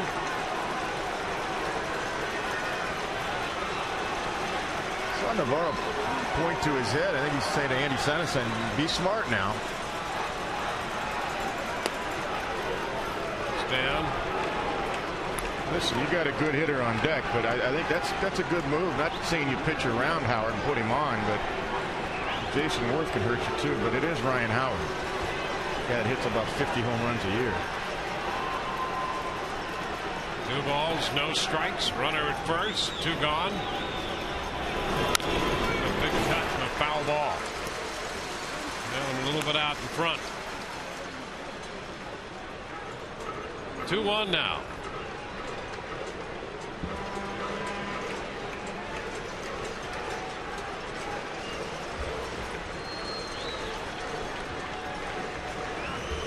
You know, Cederstrom's called a pretty consistent game. I mean, some of those balls are off the corner, but for both sides, he's done it. Ground ball, right side. Zobrist is short right with a shift. Will make the play to Pena, and that retires the side. They leave a man. We go to the bottom of the 5th, and the Rays lead 6-4.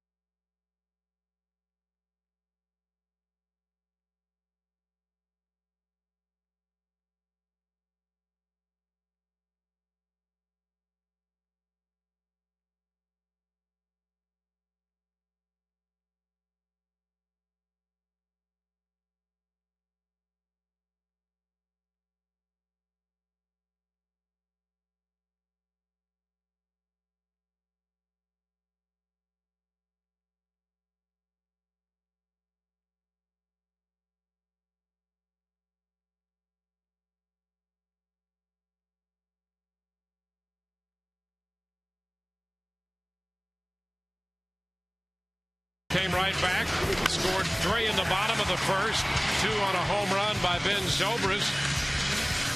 And then in the bottom of the second, the leadoff home run by Willie Ibar tied it. That made it a 4-4 game. Carl Crawford's double gave the Rays the lead. They scored another run on a ground ball off the bat of Pat Burrell to take a 6-4 lead. And they hold that 2-run advantage as they come in to hit in the bottom of the 5th inning. Now facing Chad Durbin, who took over with 2 outs in the 4th. It will be Pena, Zobrist, and Bartlett due up. Pitch is high from Durbin. 1 ball, no strikes.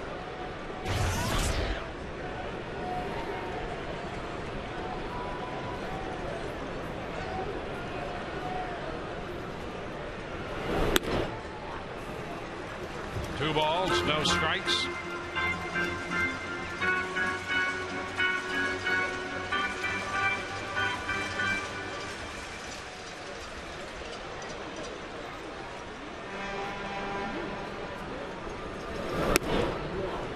Upstairs. See how Ruiz brought the ball down. The umpire doesn't get fooled by that. He's trying to.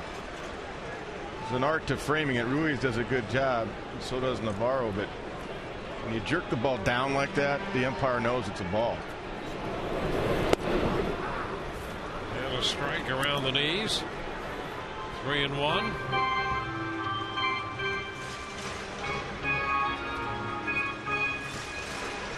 But, you know, that's the catcher's job, too, to try to do everything he can to caress the pitch and try to get a strike for his pitcher.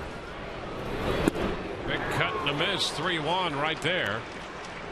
Pitch moving in on Pena. Yeah, he's got that slider going. That slider to Pat Burrell's foot right across the plate and on the outside corner. That was a breaker right there. Ran in on Pena. The count is full.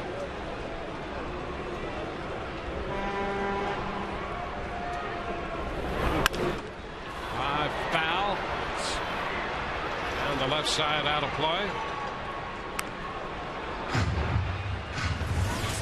How many times have we seen Pena go 3-2 this year? It's almost as if he starts each at bat 3-2. He went 3-2 in the first, double in a run and scored. 3-2 in the second when Bastardo threw him a slider that he couldn't check on. Now he's 3-2 here in the 5th.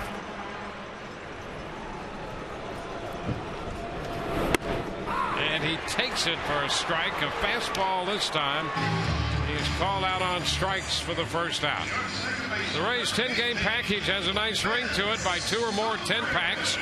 And with that, receive a replica of the 2008 American League Championship ring. You select the games of your choice by calling 888-FAN-RAYS or visiting RaysBaseball.com and select your games and receive your replica ring.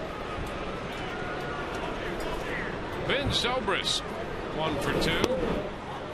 Pitch is down. Been a good night for the Zobrist family already. Juliana, his lovely wife, did a great job on the national anthem before the game. And then Ben homered his first time up. 2-0. Ben's 16th home run of the year.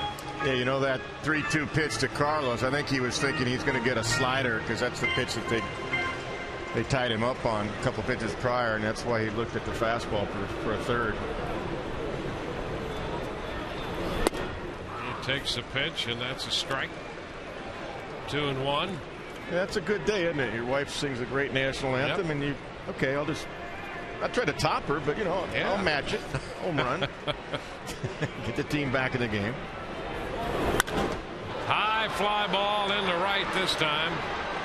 Worth settles under it, makes the catch. That'll be the second out. 2 gone. Base is empty. Jason Bartlett will bat. I'd say he just missed that. He didn't miss it. He got underneath it. Kind of a misnomer when you say a guy missed it.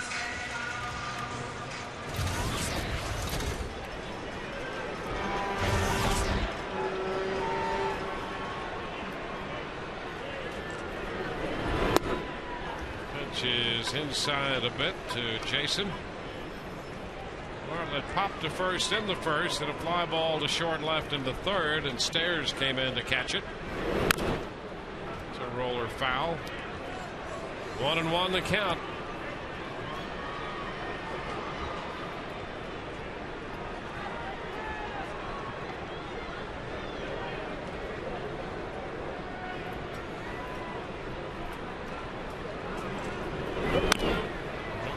Tap foul.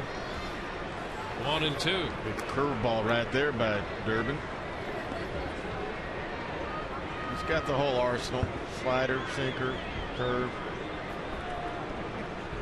Working both sides of the plate. No pattern to him. And there's a looper into right. That ball's going to fall. Base hit, and the hitting streak continues. Jason Bartlett on a 1-2 pitch drops it into short right. That gives him a 19-game hitting streak, and that is a franchise record.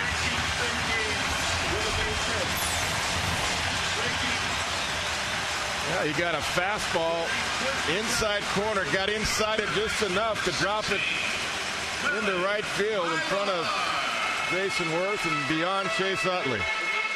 Well-deserved standing ovation for Jason Bartlett here. So Bartlett's aboard. The hitting streak continues. Quentin McCracken in the 1998 season had an 18-gamer. And Bartlett has surpassed that tonight with that base hit here in the fifth. The Ibar at the plate. Another move to first, and Durbin well aware of Bartlett's stolen base potential. Jason is 14 out of 15 in steal attempts. His average has not been under 340 all year. Ibar takes a pitch outside.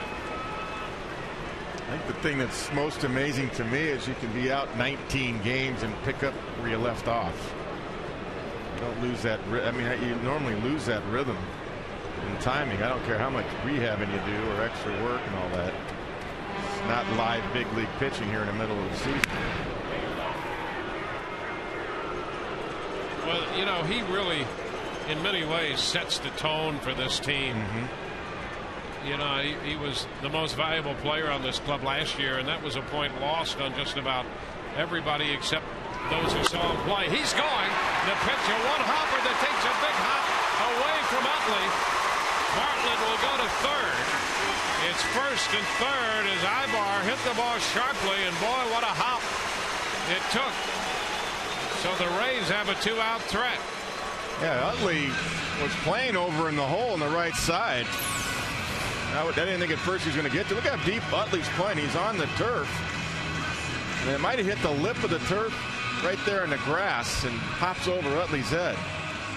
Nonetheless, yeah, right there at the edge of the turf, hops over Chase Utley's head, and because Bartlett's running, he gets into third easily. The ball was hit hard, though, by Willie Ibar either way.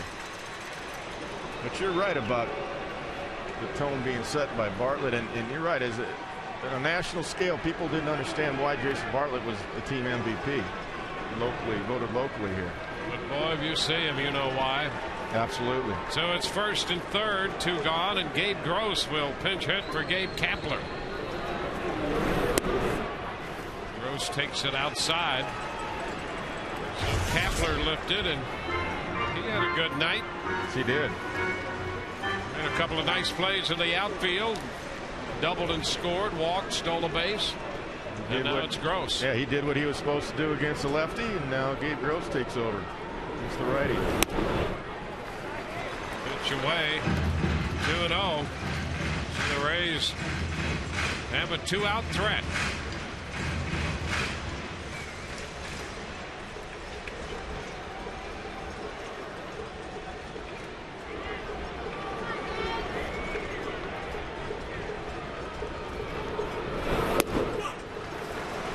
Gross ahead in the count, 3-0. Yeah, Durbin doesn't want a whole lot of Gabe Gross right here. He's pitching around him. He knows Gabe can take him in the tank in right field. And Gabe's patient. See, he works the count well. He looks for pitches too.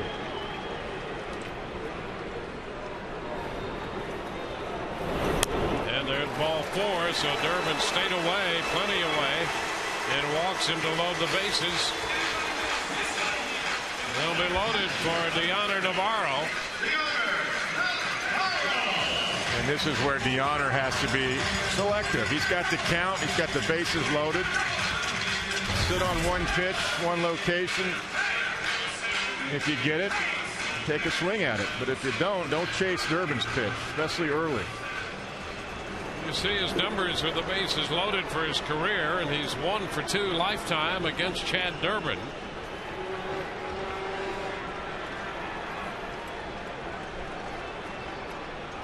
The more pitches DeHonor sees, the more you're going to see that average climb.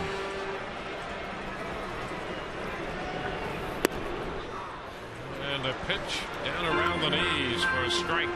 But that's all right, because that's a pitcher's pitch. That's not a pitch you can do a whole lot with. So that's a good take right there. 2 strikes, of course, you got to swing at that, but not early when you get a chance to open up the game here a little bit. You're looking for a mistake you can drive. And a cut and a miss on that breaking ball. See, that's what I'm talking about. Now he gets the count, and you got to stay with what you're looking for. And I'm sure he wasn't sitting on a curveball the first pitch, so don't change it to second pitch just because you got ahead. That's what Pat Burrell does well. Carlos Pena, they'll stay on one pitch. You can't adjust from pitch to pitch, because then you start chasing the pitcher, and then he's got you. Breaking ball is fouled. And still 2 strikes.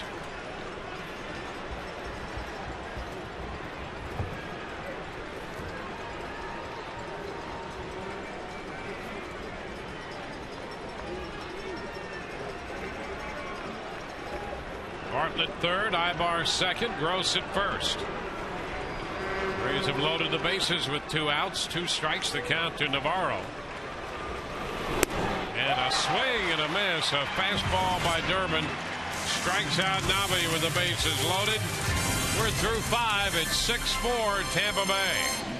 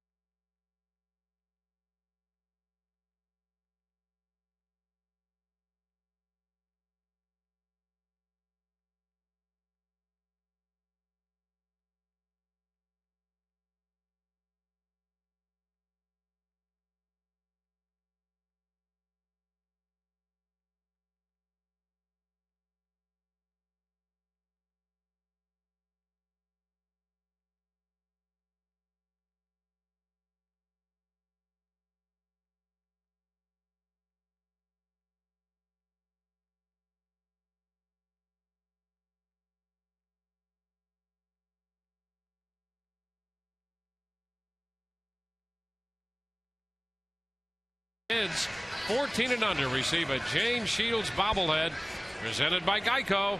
Call 888-FAN-RAYS or visit RaysBaseball.com. Andy Sonenstein set to go to work in the 6th. Jason Worth leads it off. Pitch is outside. Worth drew a walk in the 3rd. The only walk given up by Sonenstein, as we see Gabe Gross stays on to play right field after pinch hitting for Kapler. See, that was really a smart sequence by Carlos Ruiz, pitching around Gabe Gross. And I say Carlos Ruiz because he was calling the pitches. And knowing that Bjorner, only has a few walks this year and will expand his own zone. I mean, that's one of the reasons the Phillies went to the World Series. The breaking ball that missed a little bit. It's 2-2. The Phillies signed Ruiz out of Panama. They signed him for $8,000. Yeah, and he's still talking defense, see? And developed him through their system. That's why it's so important what the Rays are doing now in Venezuela. They're opening the academy in Brazil. Absolutely. They've really increased their presence in the Dominican Republic. And you're right about their trip to the World Series. Ruiz is one of those unsung guys, nationally perhaps. The Phillies know how important he is. Yeah, and every pitcher you talk to over there tell you the same thing. And he was still talking defense there. Yep. How they got out of that inning. He's coming up. He's 5th this inning, but he was still thinking defense. Anything he does with the bat for them is an extra. Of course, they got a great hitting club as it is, but that's his priority.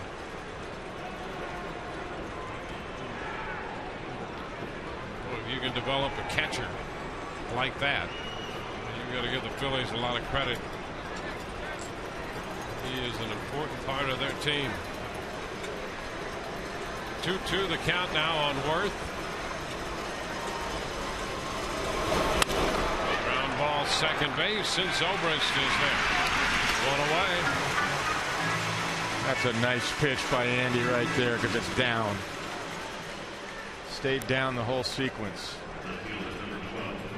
Really made a great recovery since that first inning. Matt Stairs preparing to step in. But no giving in now. You got to, you're at the bullpen stage now, where the bullpen's up behind you. Outside, 1-0. Really work hard to keep the ball down still.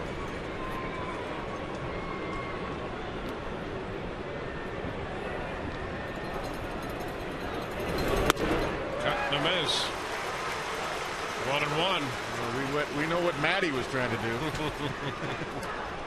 Well, he told you he's trying to do that every time. Every time. Every swing. And again, 1 ball, 2 strikes. It's 95 pitches tonight for Sonenstein. His high this year has been 104.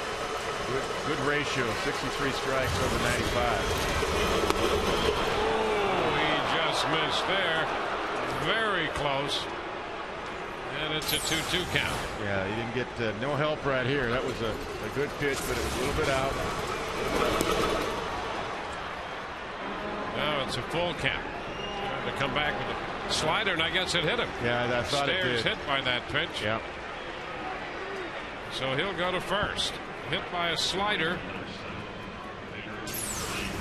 Yeah, this is a slider, a little back foot slider, and that's exactly what it did. It hit the back foot.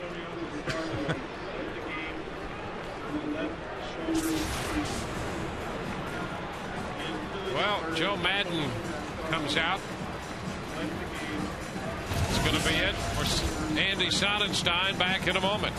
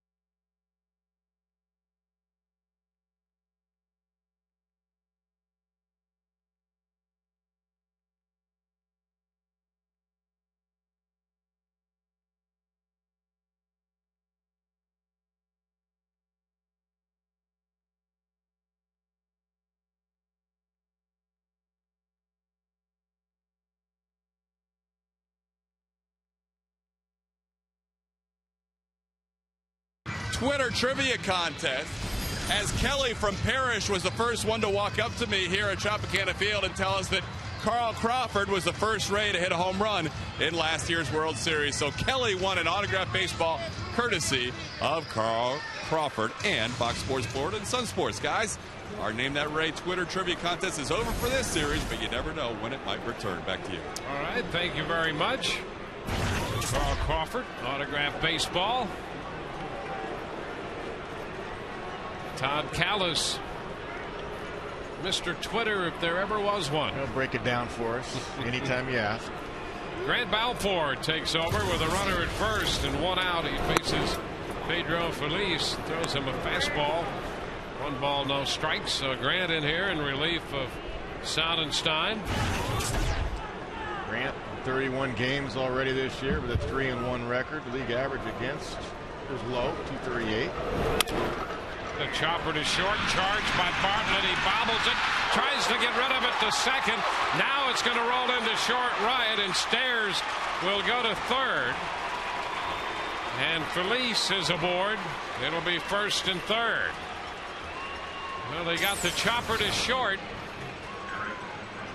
Yeah, Jason tried to charge it and get the short hop. It still became a long hop, and then he tried to save it and make sure he got a force. And instead, he flipped it with a glove over Ben Sobers's head, and turns out to be first and third. That was a tough play.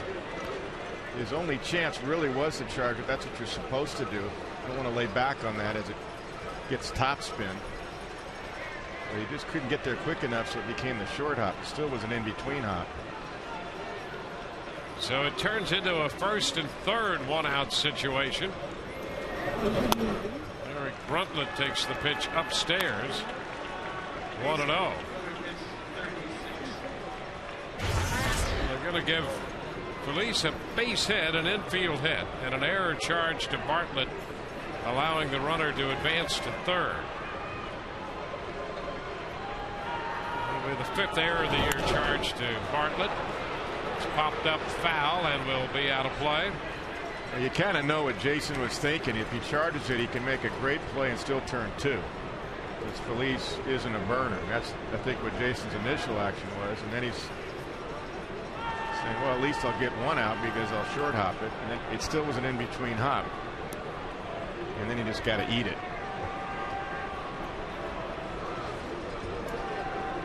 Can't fault the effort. Managers won't get mad at that. You just can't fault the effort. So it shows you understand what he's trying to do. Fly ball center field. Upton's there to make the catch. Tag at third. Runner's going to score, but the runner at first will be doubled off, and that run's not going to count. That run will not count. Stairs could not get to the plate before the double play was completed, and that will retire the side. It's still 6-4 Rays.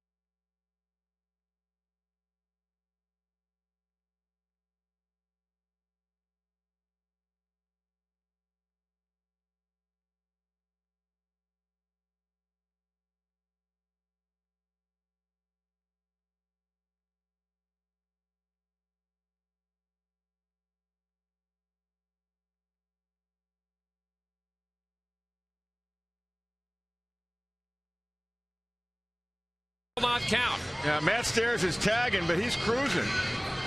He's running, he's watching the play, then he's really, wait, he's kind of letting up right there. Watch the play back at first. Now, if Matt Stairs crosses the plate before the play is made here, he scores. Because that's called an appeal play back at first base. It's the energized defensive play brought to you by Progress Energy. And here's B.J. Upton fouling away the first pitch in the bottom of the 6th. And boy, you know, there are a couple other things on that play. Stairs, you just assume he's going to score, but he didn't bust it. And the other one is you wonder, Phillies, if he lost track of the outs. I think he thought there were 2 outs because he took off. I mean, when that ball was hit, you knew it was going to be caught. And the only thing I can think of is did Phillies think the ball was going to get over BJ's head?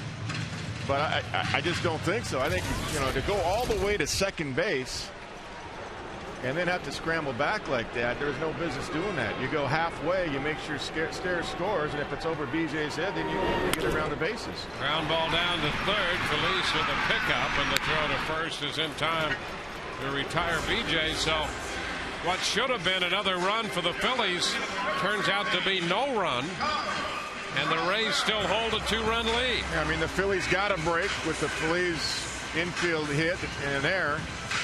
And then they gave it right back by making really a mental mistake in 2 ways. Felice, number one, Felice didn't read the ball well either way, whether he thought it was 2 outs or not. He just didn't read the ball well.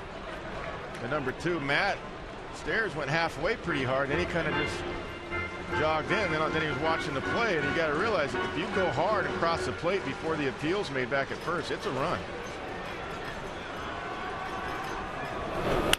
Sharply hit fair up the right field line, off the bat of Crawford. He's on his way to second. Worth with the pickup, and Carl's going to hang at second with a double. His second double of the night for the Rays, their 10th hit. Quick swing right there, and he's busting it right out of the box right here, thinking maybe Freeze right out of the chute. You see him pick up the third base coach, Tom Foley, and Tom says, not this time. Stay right there. Get 3-4 hitters coming up. That's the right move. Worth got to it pretty quickly. And we know Worth has a good arm. He has 6 assists out there in right field. Good, accurate arm, too. I think Carl just wants to steal a base. Hasn't stolen one in a while anyway. Yeah, that's right. Well, here's Pat Burrell. And a turn by Durbin Utley. Playing close to the bag out there with Carl the runner and Pat Burrell the hitter. And, you know, we've seen Pat go the other way this year through that hole on the right side. I mean, he's a smart hitter. Another turn, but nothing doing. The Rays lead here 6-4. Cincinnati has a 6-5 lead at Toronto in the bottom of the 7th at Toronto. And a fastball on the corner, I guess. Wow. Strike 1. That's not a pitch you want to swing at, obviously, but wow. Pretty good frame right there by Ruiz. He didn't jerk that one back in. He just kind of held it there. And a tap foul on a breaking ball. It's 0-2. When you hold it there and freeze it there, you give the umpire a good look, too. And it really changes the entire nature of the at-bat. Absolutely. I mean, instead of 1-0, you got 0-1, now 0-2.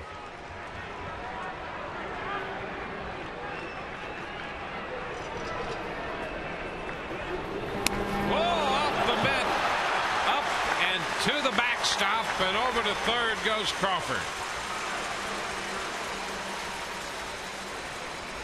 You know, the only thing I'm thinking there is that maybe Durbin's thinking, hey, Carl's going to run, so I'll throw a fastball up and away to help Ruiz make a throw. As he hasn't missed location at all. I think they thought maybe Carl will be running, thinking breaking ball 0-2. So I'll just throw a fastball off the outside corner so Ruiz will have something to throw on. So a wild pitch, and Crawford's at third. 1-2 the count to Pat. Pretty close right there for ball 2. That's how you pitch in, though. Ruiz takes a look back at Gary Cederstrom. But that ball ran around the inside corner. But that's how you pitch in. If you're going to go in, that's where you got to go. It's off the inside corner, not over the heart of the wide of home plate. 2-2 now.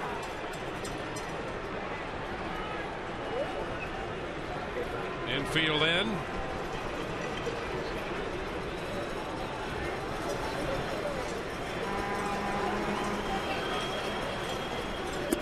And in again.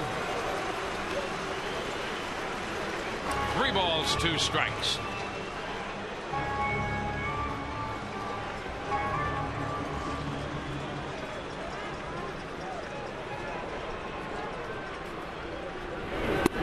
And there is ball 4. Well, Burrell took some close pitches to draw that walk after falling behind. And now we have a little argument here with Ruiz and the plate umpire Cederstrom. Durbin down off the mound, and Ruiz was a little hot.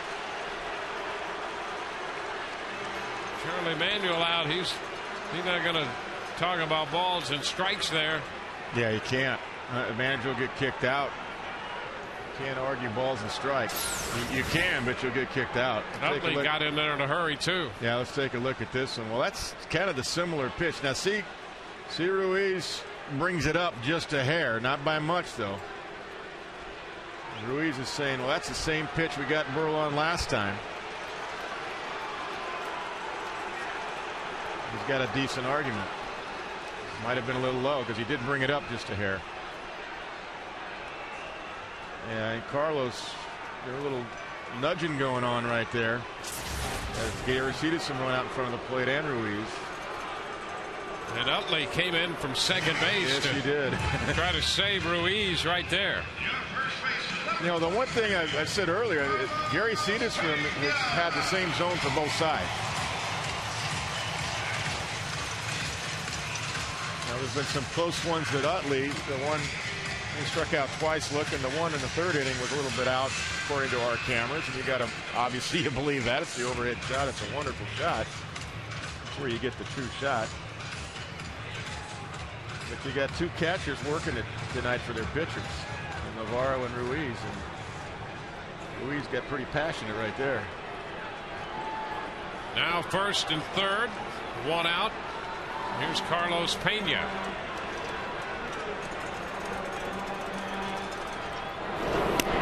He waves and misses the fastball for a strike. You got a break there because he was trying to go in.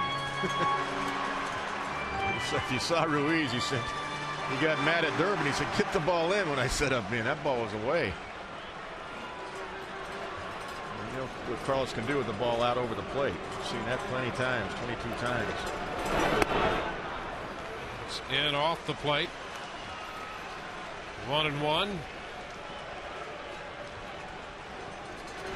Tyler Walker busy in the bullpen down the left field line for the Phillies.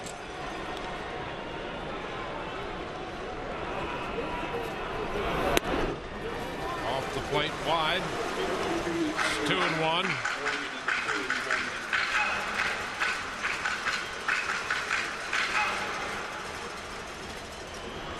Crawford doubled with 1 out, went to 3rd on the wild pitch. Burrell drew the walk, disputed by the Phillies. The count goes to 2-2 on Pena. Carlos asking if it was a strike, and it was. If he swung at a strike, it was 88. He's pulled off it a little bit. He's trying to hit a 3-run home run here. He's got to square one up. Make sure you get one in the air. At least get the sac fly. The 2-2 and a foul ball. Force another 2-2 pitch.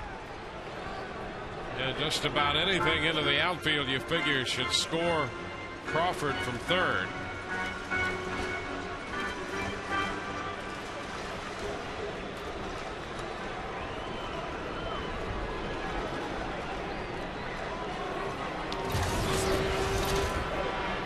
Two again.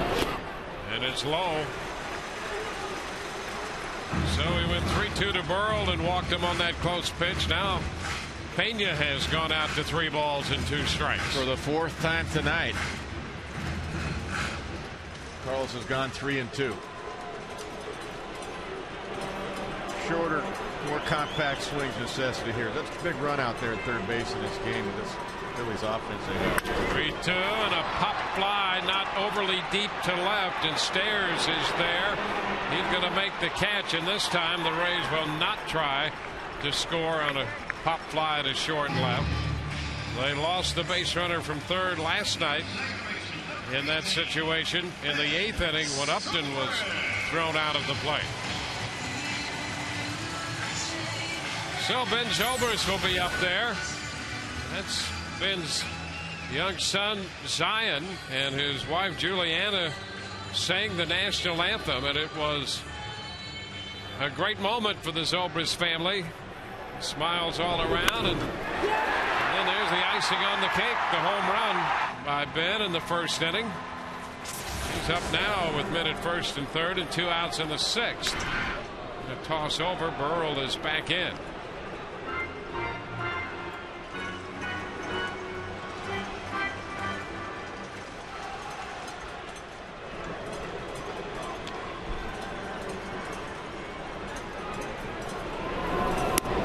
Outside, a breaking ball stayed wide.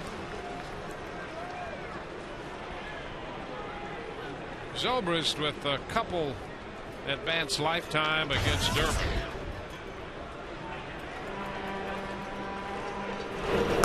Looking for his first hit off him, and the count is 2-0 in the favor of Ben Zobrist.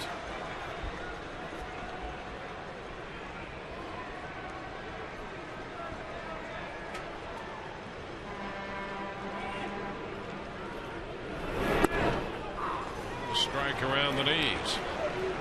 2-1. The Rays are 2nd in the American League in on-base percentage as a team, 355. They can work some counts. Boy, they see a lot of pitches. And there's ball 3, 3-1.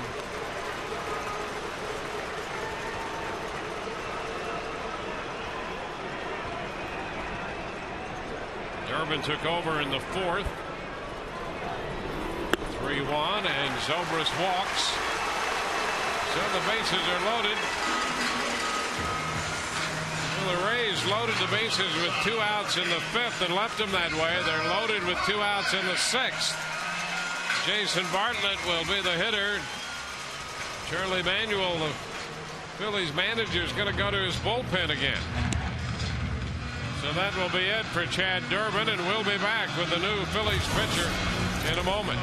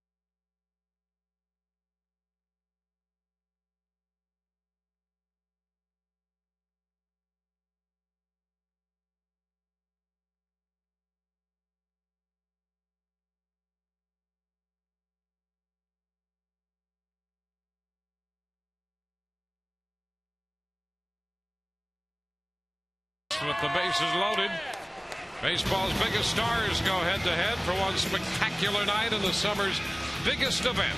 Fox brings you every thrilling moment of the 2009 MLB All-Star Game. Coverage begins Tuesday, July 14th, live from St. Louis at 8 p.m. Eastern, only on Fox. Evan Longoria.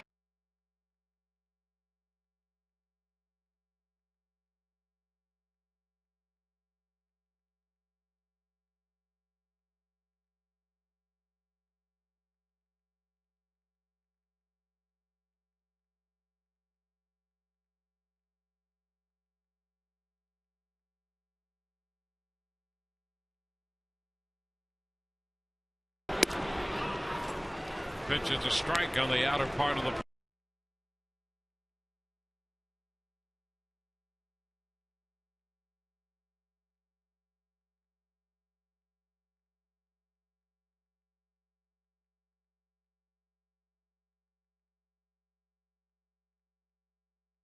On strike.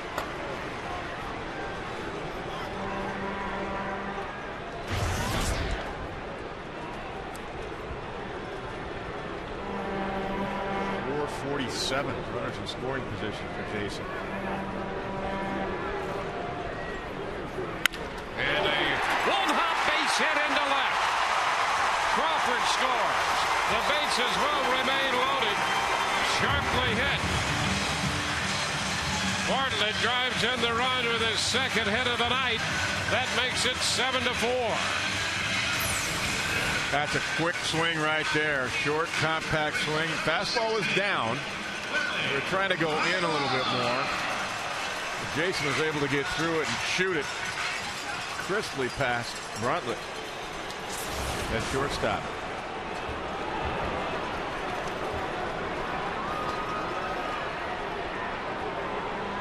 Now Willie Ibar. Way high. Fastball. Ibar hitting right-handed in the second inning. Hit one right down the line and off the foul pole for a home run. His 6th of the year.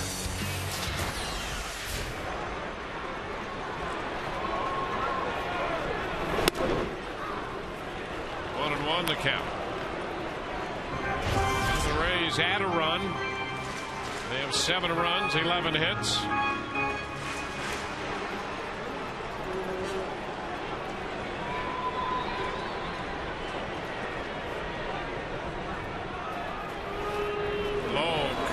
There by Ruiz. 2-1. Yeah, like a split or a changeup right there. Smothered his right. Covered up, smothered right there by Ruiz. Saw no daylight between his legs there. Blocking that ball. Walker pitched 2 innings here in the first game of the series.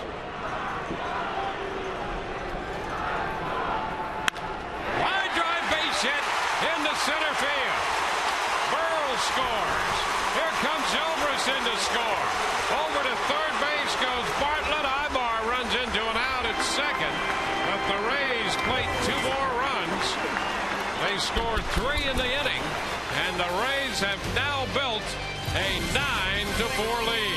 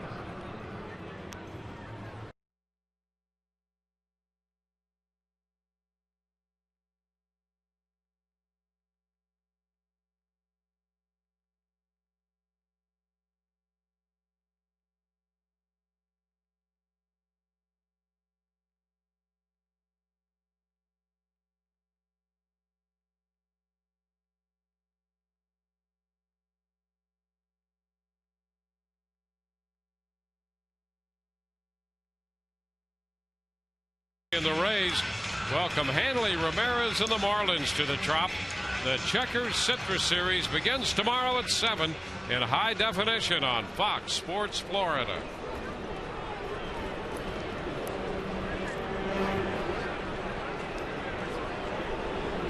On to the 7th inning. Grant Balfour on the mound in relief of Andy Sonenstein. Pitch to Ruiz is low. Grant came on in the 6th inning with a runner on and 1 out. Eventually got what turned out to be a double play on a fly ball by Bartlett. 1-1 to count.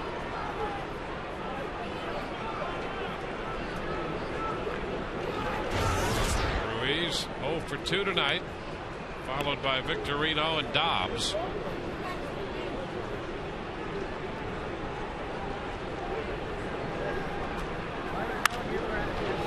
It's a foul up the right side, out of play. It's 1-2. You know, Dwayne, there's been a lot of momentum changes in this game. Randy showed up. This is bullpen time. Mix and match down there. We know that by now. It's been like, usually, like I always say, there's like 2 or 3 momentum changes. There's probably been 5 or 6 in this game. A wave and a miss. Ruiz is out on strikes. The 8th strikeout for Rays pitching. And, you know, I thought the first one, if you take a look, Balfour punching out Ruiz. It's a good slider right there. Grant's been pitching much better as of late. You know, Andy Sonenstein gives him 4. The club comes right back, scores 3 in the first, and then Ibar hits the home run to tie it. And then Andy goes out there and puts up a 0 in the second. Kept the momentum right there for the club to come back and score 3 more. And then he gets through the 5th inning, Sonenstein striking out Utley, being the tying run, and then Howard on a ground ball. Pitched those 2 guys great. And then that play you're talking about to end last inning. I mean, there's been. Yeah. Well, then it not only got the Rays out of the inning, but the Phillies lost a run because they didn't cross the plate in time. Exactly.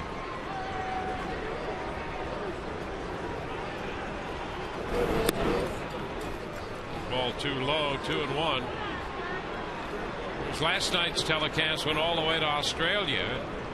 Grant was overjoyed by the opportunity to wish his grandparents the very best and say hello.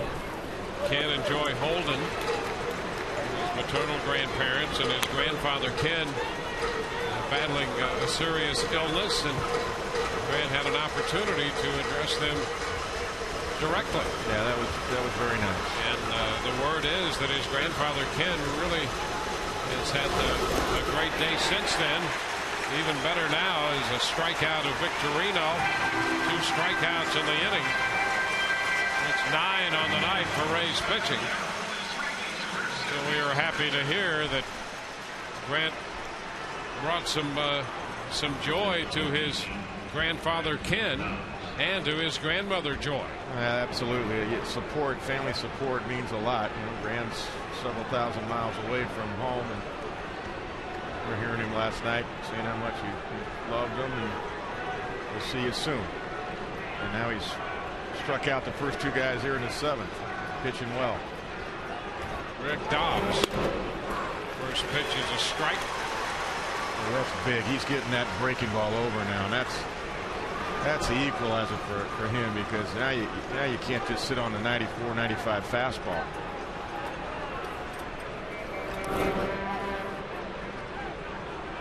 A ball and a strike. It's not over yet, but you know, the Nationals are winning. You and I were talking in the break. Yeah. 9-3 now in the top of the 9th. Washington. Hope they have enough bullpen to finish it off. Yeah. Ground ball to short. Bartlett with a pickup and the throw to first, and it's a 1-2-3-7. 7th inning stretch time here at the ballpark. The Rays are up 9-4. It's the 7th inning stretch time.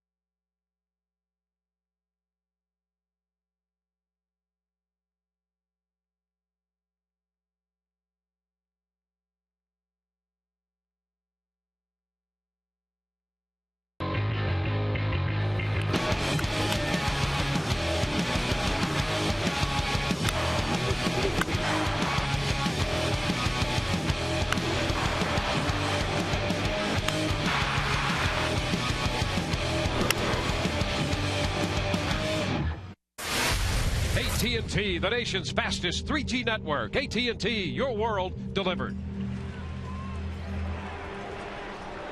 Rays lead. It's 9-4. We go to the bottom of the 7th inning. They'll face a left-hander out of the Phillies bullpen, Jack Tashner, making his first appearance ever against the Rays. And he faces Gabe Gross. Pitch to Gross is low. 6 runs off the starter Bastardo and 3 runs off Durbin. Walker worked the 3rd of an inning, and now the lefty Tashner.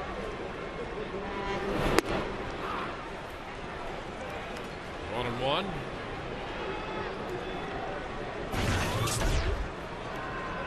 "19 games for Jack, 5+ earned run average. Not a lot of command. 18 walks in 25 2/3 innings. A ball, 2 strikes. Originally drafted by the Giants out of the University of Wisconsin-Oshkosh.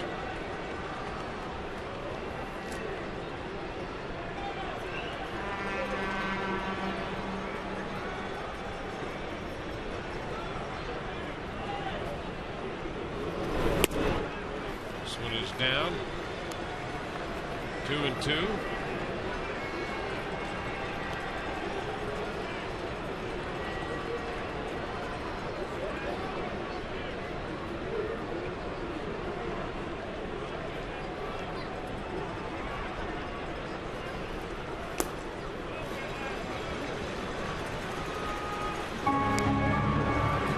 Now the count to Gabe.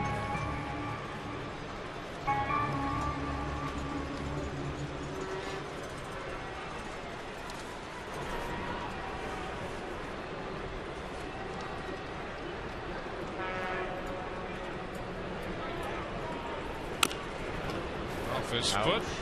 Yeah. Wait, where's that shin guard? Eliminate that. The protection on your feet.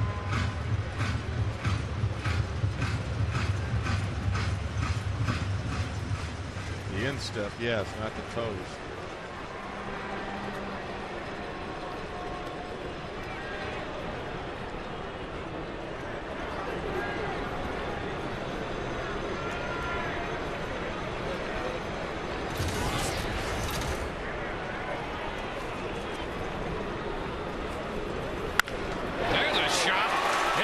Center field. Extra bases to the deep part of the park. Gross heads to second. He'll turn second. Shoot for 3, and he's going to make it easily. 3-base hit for Gabe Gross. On a 3-2 pitch, Gross triples into right center. Gabe always puts a good at bat on. He works the count well, and if he gets a pitch to hit, he usually squares it up, and he got one. Fastball. And he's running hard all the way right out of the box. He's not just settled with the double. It plays in front of him, so he's picking up the outgoes himself. You don't need to look for any help from your third base coach in the plays in front of you, and he says, I can get there, and he did.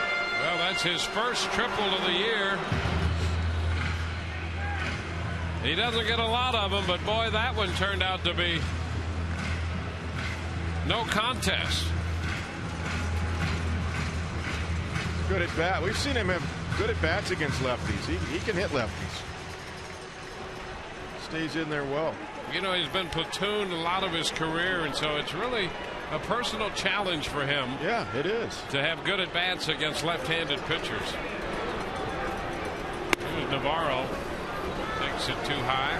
And they're all big runs out there, too. You take nothing for granted with the Phillies offense that they have. Got 2 innings of offense left for them. Take every run you can.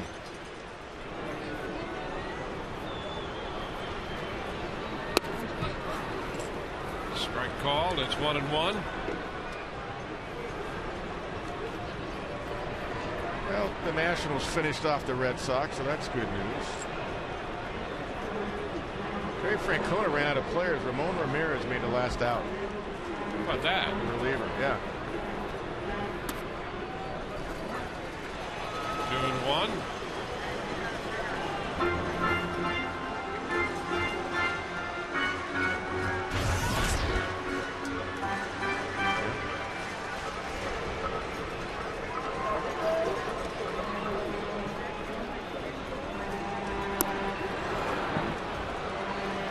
3-2 the count to Navarro now.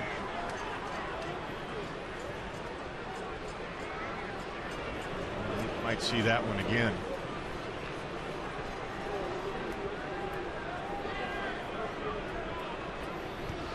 Another run to pick up out there for the Rays at third with nobody out.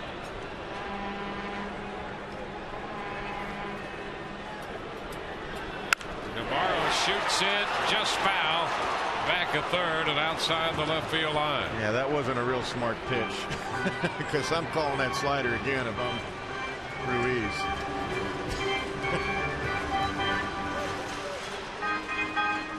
But Tasker shook him off. I was watching that. Tasker said, no, I want to throw a fastball. Okay. Go ahead. Go. Throw another one.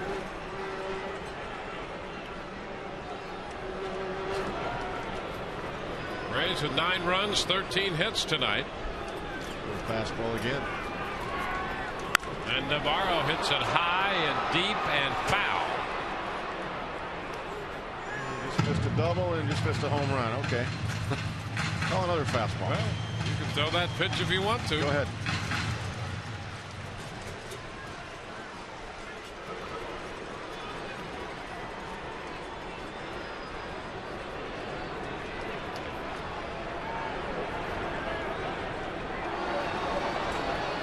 Well, he 1 for 3 tonight. And he just got a piece of that one. He was out in front of a changeup, fouled it back.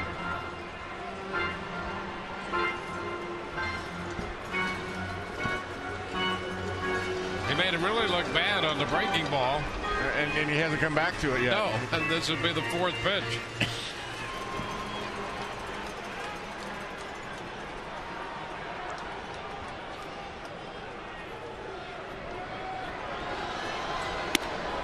And the pitch away. Navi started to go, but he held up on a fastball.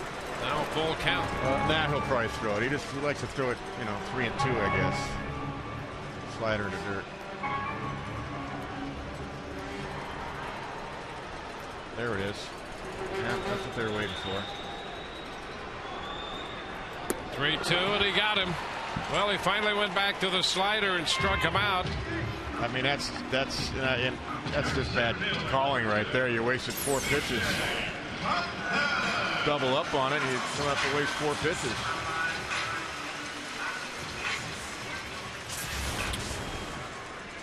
You almost cost him a 2-run home run by fooling around. B.J. Upton.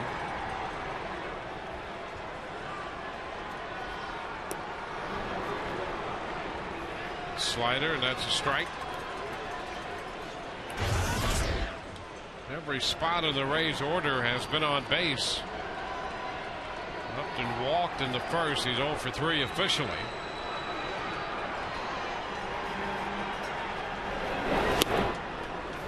One and one. Just on general principles, you'd love to see the Rays pick up this run here on the leadoff triple by Gross. No, they're all big. I mean, this Philly offense is potent. Second in the National League in runs scored. It's wide. 2-1. So there's a run to be picked up right there. Third base. 1 out. Infield close.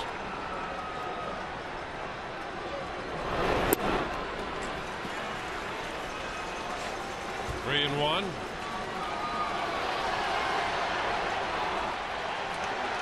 Cincinnati beat Toronto. That's more good news. As long as the Rays can hold on and add on. Ground ball foul. Not a full count. So all 3 of these hitters have had full counts against Tasker. I'm throwing that slider again, or calling it if I'm Ruiz and I'm Tasker. That's been his best pitch.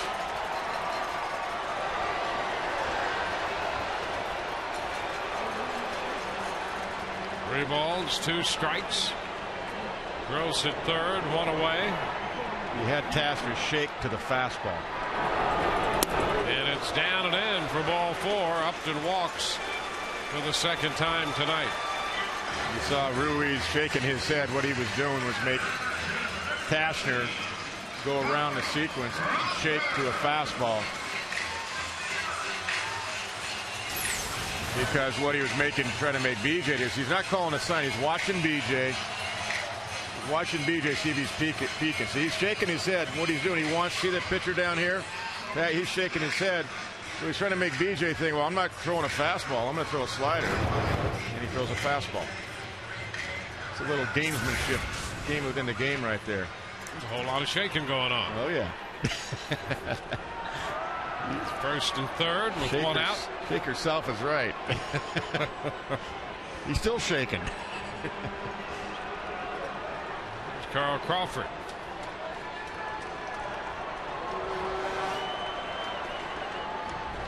Carl with 2 doubles and a walk. Pitch is high. It's funny too, because most catchers, when they do that, you're making a pitcher shake because you want to call a fastball. You know what I'm saying? You want him to shake, make the hitter think, well, he's shaking off a fastball. Must be a slider or a changeup or something crazy. It's almost always a fastball you're making him shake to.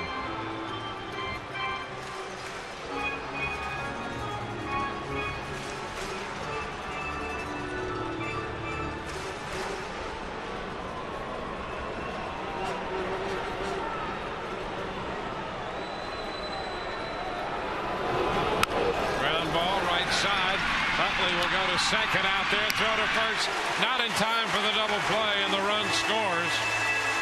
Upton forced at second base.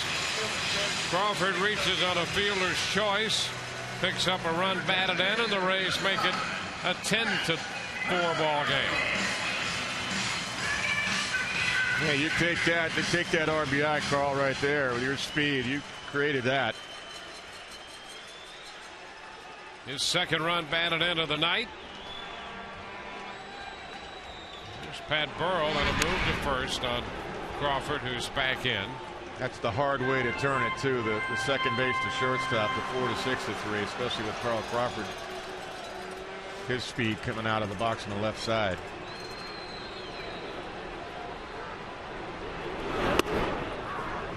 Pitch is a strike to Burrell. Carl's been on base 12 of his last 16 plate appearances. Well, the Rays really, I mean, there's several all-stars in this club. Carl's one of them. Burrell fouls it. 0-2. Bartlett's another one. Longoria and Zobrist. All 4 of them should be on the club. I mean, you could, as far as the regulars go, they'd even go beyond that. They've scored 419 runs now. Yeah, I mean, that's leading everybody. Burrell fouls it out of play. And that's largely without Pat Burrell. You know, Pat's on the disabled list, showing signs now. It's starting to come around, and if he does, that's a great lift for the offense.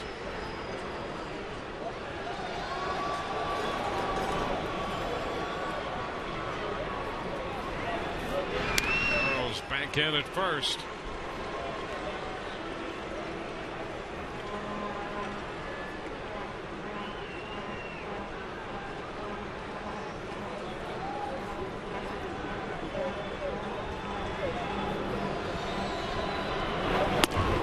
It's high. The Rays fell behind 4-0, and they have scored 10 unanswered runs. Yeah, and really, I go back to Andy Sonenstein too, putting up zeros right after that. A lot of guys would have caved in. He got strong. He came right back out and put zeros up there. No pitch, time called. Gary Cederstrom granting time. There you go. Well, I mean, three-run innings and another run in the 7th. Yeah, you know, Dwayne, that's a tough decision. Scott Kazmir comes back. What you do with the rotation, that's very tough. Andy's 4-0 at home.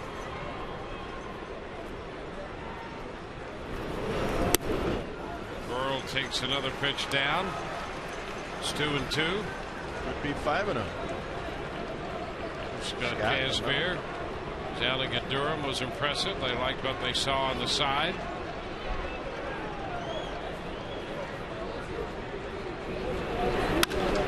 Shot back into left center field.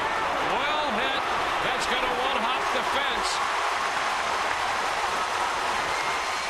Pat Burrell with a ground rule double. Crawford's going to have to go back to third. Another good sign from Pat Burrell with that 2-base hit. He's on for the third time tonight. Yeah, he's had good at-bats this whole series. Take a look. That's a fastball up and out over the plate, and he scored it up nicely. Good extension through the ball, short swing. Take a look off the turf and into the stands. Saves a run for the Phillies, cost Pat an RBI and another run for the Rays. But the at-bats, you're right, Dwayne. That's the more important thing right now. You're seeing Pat Burrell really getting that groove. That's huge.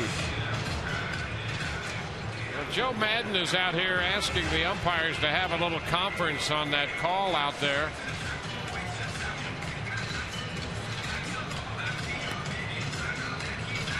Before Pena hits, right now the Rays have men at second and third. We'll take another look.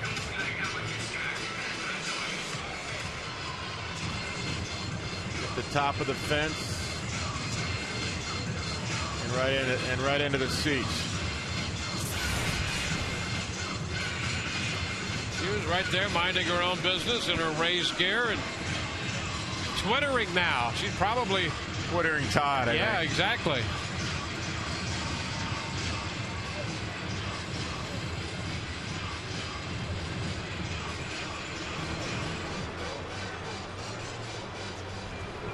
The Rays have a 10-4 lead.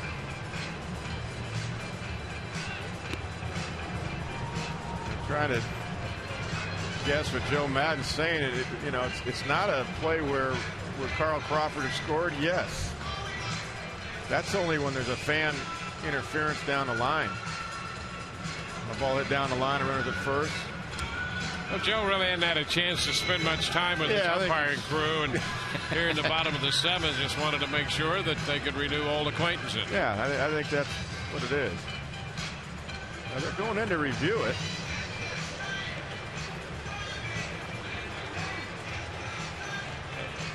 You know, this is new to me. That's what Charlie Manuel. Yeah, well, this is new to me.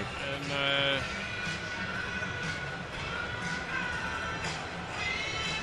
boundary call. Yeah. Okay, we'll take another look. All right, it hits the turf.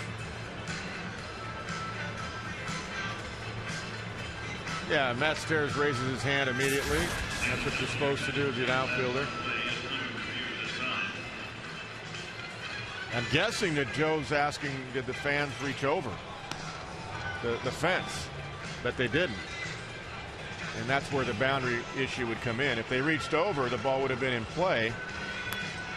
And it would have been fan interference, automatic ground rule double. But then you can go back to the rule where was the base runner at the time, and then it's umpire's judgment. Well, obviously Carl Crawford was in a position to score. Yeah, the umpires could place the runners where they thought they should be.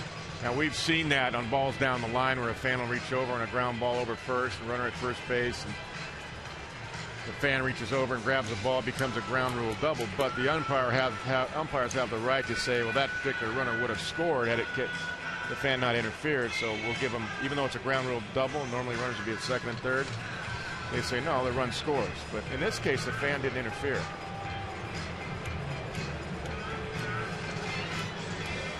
But I'm sure that's what Joe was arguing. Long ways out there. Well, there you go. Used to determine fair or foul. Fan interference for ball leaving the playing field. And they're going to leave them right where they are. Yeah. Hey, if you're the manager, you argue everything you can. And if that's what Joe saw from the bench, he wasn't sure. He just wanted the umpires to be sure. And the umpires don't have to review it just because the manager went out there. Well, maybe all 4 of them say, well, you know what, I'm not sure myself. So let's go check it and be right. And they got it right. He's trying to get Burrell another run batted in. I think so. Now Pena play resumes. That was a 1:36 delay on the review. I was going to say, Pat will thank him for that afterwards. Yeah. Hey, that's a manager looking after his players. You bet.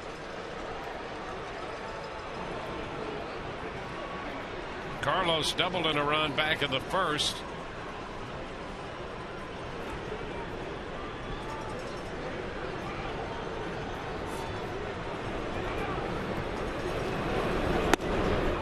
Inside.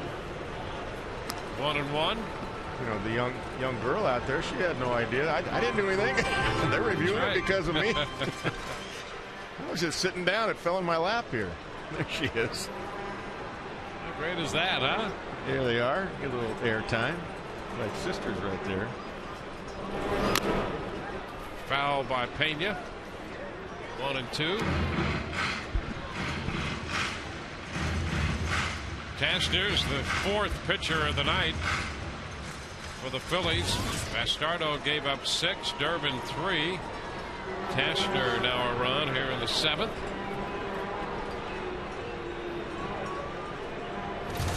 Full count every at bat. It's 1-2 here in the 7th. Now 2 balls, 2 strikes. Oh, it'll get to 3-2 with Carlos somehow. He's got to keep the streak tonight going.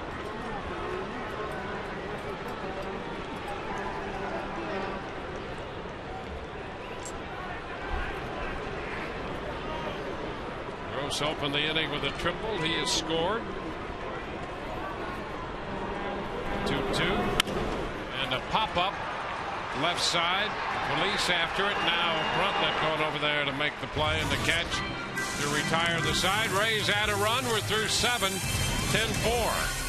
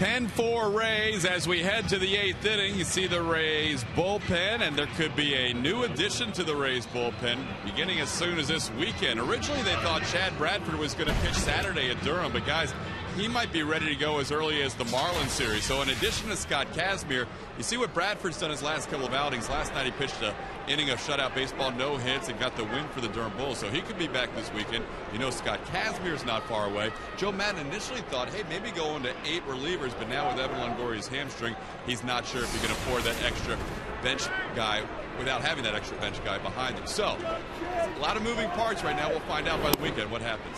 All righty, and we go into the 8th inning with the lefty from the bullpen, Randy Choate, facing Chase Utley. A ball and no strikes the count. Rays hold a 10-4 lead. Grant Balfour worked an inning and 2/3. No runs, gave up a hit, picked up a couple strikeouts.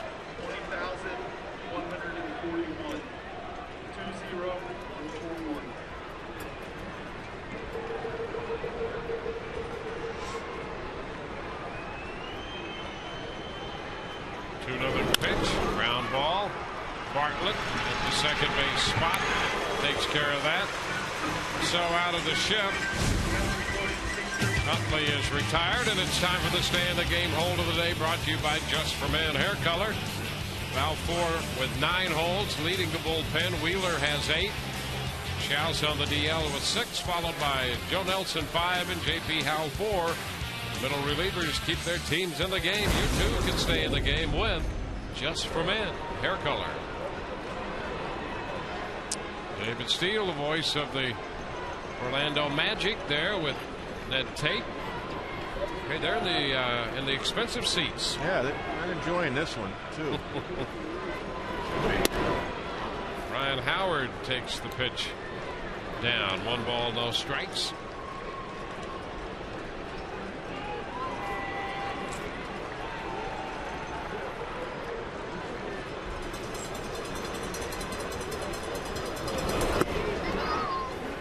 That's a strike. It's 1-1.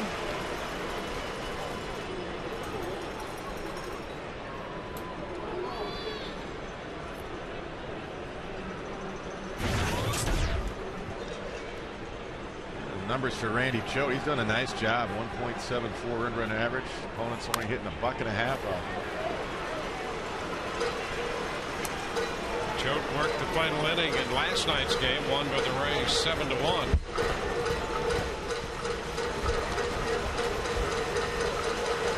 And Garza worked the front 8 in that one en route to his 5th win.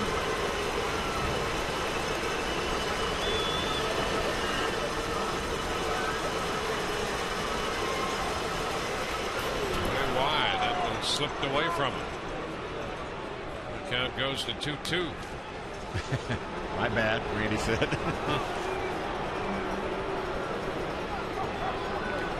Well, the Marlins will be coming in tomorrow night. James Shields will open the series against Josh Johnson, and that's a good pitching matchup. Yeah, that's a good arm, Josh Johnson.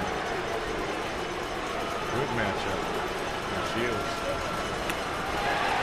And a miss by Howard. He's out of there. Choate strikes him out, and that's 10 strikeouts for Rays pitching tonight. 7 by Sonenstein, 2 for Balfour, and this one for Choate.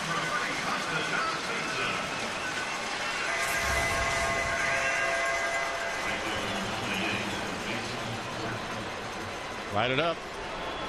There'll be a lot of traffic at Canes. 10 strikeouts tonight. Yep. What's for dinner? Pizza. It's worth taking a pitch outside. 1-0.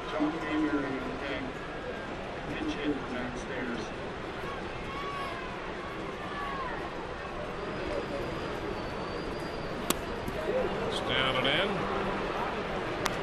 2-0.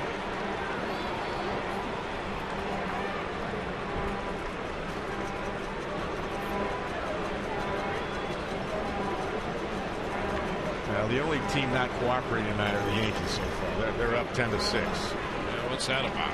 I don't know. Atlanta was getting back in it. They gave it up a little bit again. 3-0 now the count. And the Red Sox have lost. The Blue Jays have lost.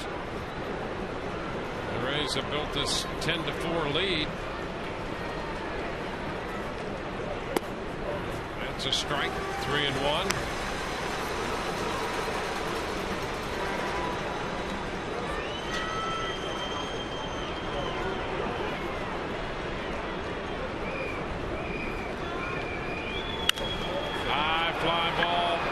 Center field. B.J. Upton is there. He's got it. So 1-2-3-8. Bottom of the inning coming. 10-4 Rays.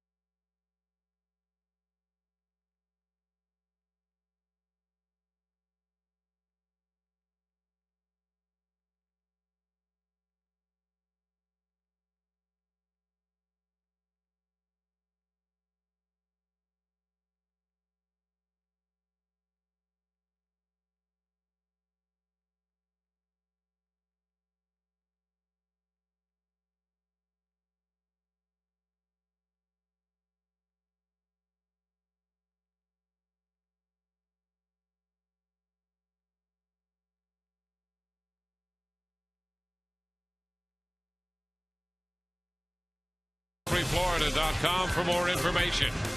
And by Geico, 15 minutes could save you 15% on car insurance. Visit us at geico.com or call 1-800-947-AUTO. Rays lead 10-4. They come in to hit in the bottom of the 8th inning.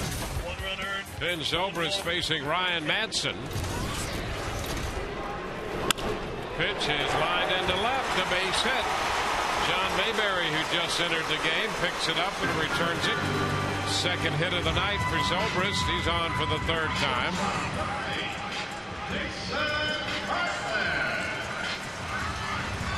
Madsen is pitcher number 5 for the Phillies. Jason had a huge hit in the 6th that broke the game open.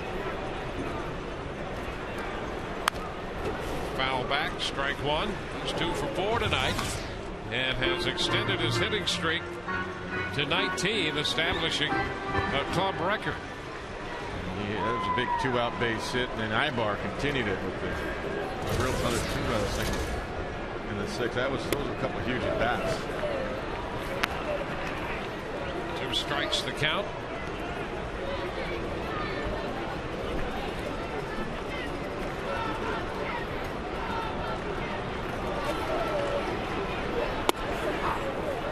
Strike 3 call. Bartlett, the off-speed pitch, called out on strikes. That's 9 strikeouts for Philly pitching tonight. The Rays staff has 10. Here's Willie Ibar.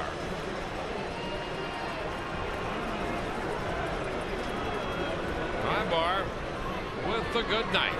3 for 4, 3 runs batted in, including his 6th home run. 1 ball, no strikes.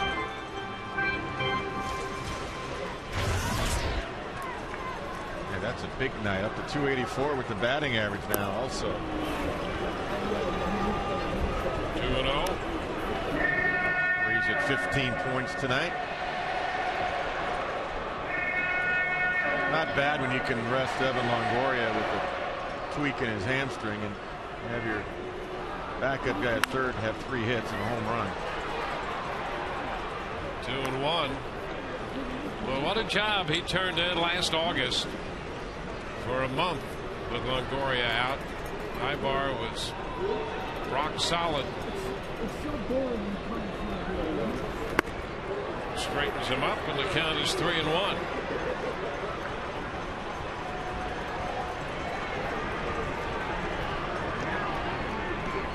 He's about hit the Phillies 15-7. Hold a 10-4 lead, and Ibar draws a walk. 2 men on with 1 out in the 8th. Hitter's going to be Gabe Gross. The Rays have gotten some mileage out of the 8th spot of the order tonight. Gabe Kapler started. He doubled and scored in the 2nd, walk, picked up a steal in the 4th. Then Gross pinch hit for him in the 5th and walked, and then opened the bottom of the 7th with a triple and scored a run. That little meeting on the mound looked like Madsen was telling Ruiz where he wanted him to set up and how and what he wanted to call. Pretty animated right there. So Gross bats against him with 2 men on and 1 out. The strike fastball mid-90s on that inside part of the plate.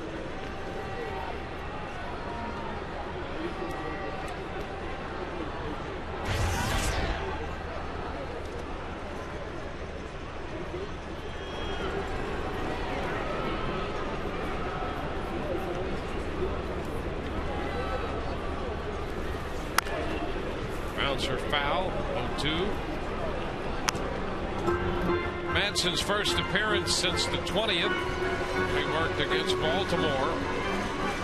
Gave up 3 runs and a couple of home runs to Zahn and Roberts in an inning.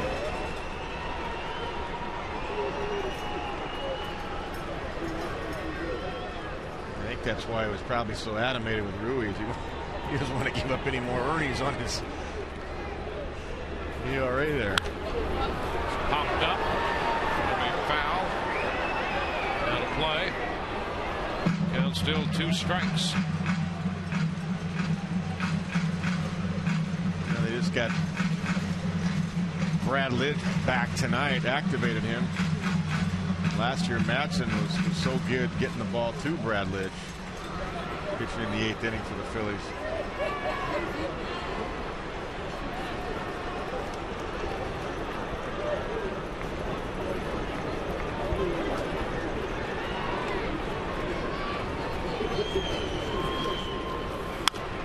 Foul back. Madsen's had a little run. He had a great run. He gave up runs in just 3 of his first 33 appearances and has allowed runs now in each of his last 3 outings. So he is conscious of that. Yeah, he's trying to figure it out. I'm not saying he's blaming Ruiz, but obviously he wants to get through this inning without more damage. Chopper toward the middle. Utley goes to second out there. They get the force with Zobrist moving to third. Ibar forced. Gross reaches on a fielder's choice. You know, you were mentioning last night about relievers. You have 2 or 3 bad outings. You give up 3 or 4 or 5 runs. ERA balloons to 5 or 6. It takes a long time to get that down because you're coming in there for 1 inning at a time. Not like a starter where, hey, you can give up 4 or 5 and then put up 6 or 7 zeros in a game. Yeah, that's why you really just have to throw that earned run average out the window when you're looking at how effective relievers may or may not be. Navarro rolling 1 foul down the right side. That's a strike. Leonard had a base hit in the 2nd and scored a run. He is 1 for 4 tonight. That's why you'll sometimes see closers with a lot of saves and that ERA is a little high. Well, a couple bad appearances did that. Look at all the other times they did the job. I was talking to Brian Wilson of the Giants, who had 41 saves last year, but his ERA was over 4. Yeah. So when they got him for a lot. You know, he blew a save, but he had 41 saves. Guy throws 100 miles an hour. Pop foul. That's going to carry back over the screen. Moves the count to 1-2.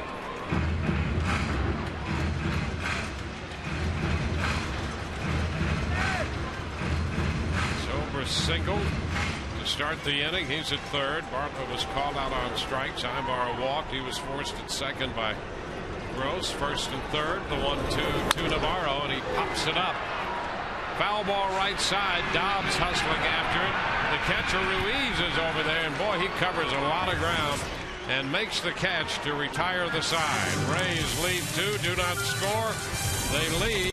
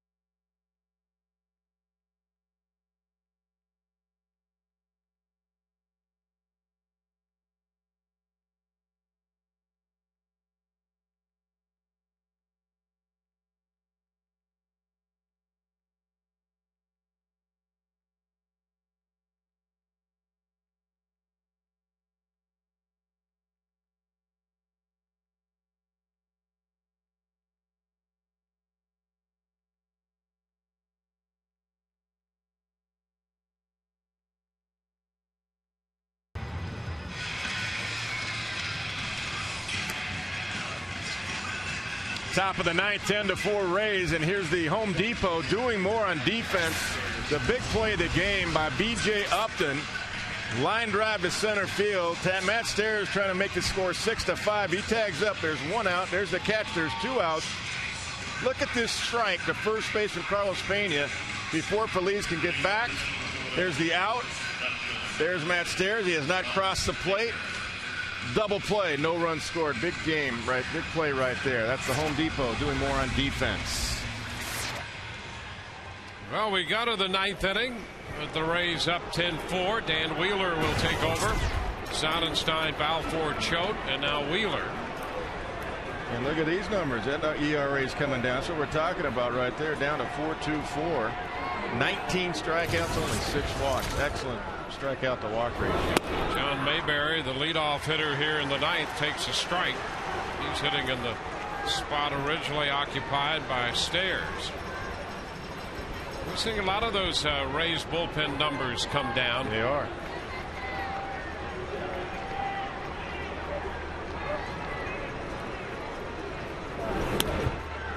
Spin off the mid of Navarro.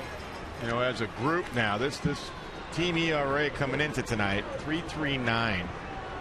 Third in the American League. Last year's championship club was 3.55, third in the American League. So if you go by earned run average percentage numbers, it's better. It's only going to get better with Chad Bradford coming in. 1-1 to Mayberry. He takes a big cut and fouls it back. Mayberry pinch hit last night and walked. He was in the starting lineup here Tuesday night and hit a big 3-run home run in that first inning. Yeah, he hit a fastball, a low fastball. He hit a rocket to left field. He's got a ton of power, just like his father. That pitch was about 94, 95 that he hit out here the other night.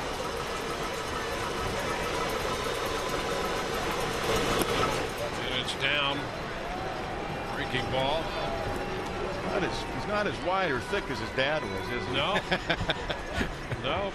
Boy, his dad could hit with some long ones. Dad is strong left-handed hitter. Left-handed power.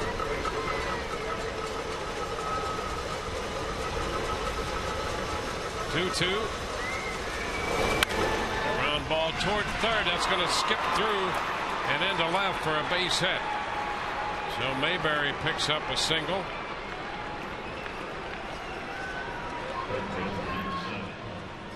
Phillies have their 8th hit. Wheeler's first appearance in this series. He was in a couple of the games in New York. So Joe Madden wanting to give him a little work here in the 9th inning and a chance to see some live hitters. Pedro Feliz pitches a strike. Yeah, you want to keep the rhythm of your pitching staff. You don't want them going more than 3 days for sure without pitching. Anything beyond that, you guys get a little rusty. You know, you could throw all you want in the bullpen, but you got to see live in-game hitters. Ground ball shortstop. Bartlett to Zobrist one and over to first for the double play. 6-4-3. Wheeler threw him the double play slider right there. And that's the one thing Dan's been doing. He's really been hitting the corners well, keeping the ball down lately, mixing up all of his pitches. That was a good slider there. Pedro Feliz was a good fastball hitter. He gets a slider. Perfect double play ball. Nice turn, nice speed. Great turn by Ben Zobrist.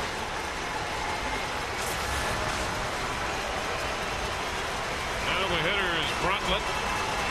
Eric Bartlett. And a fastball is away. A ball to no strikes.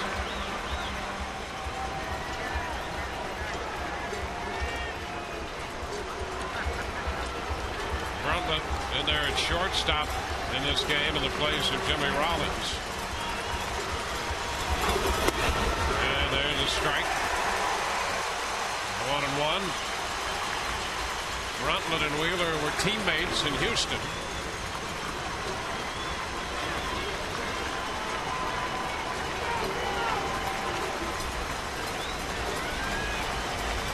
1-1 the count.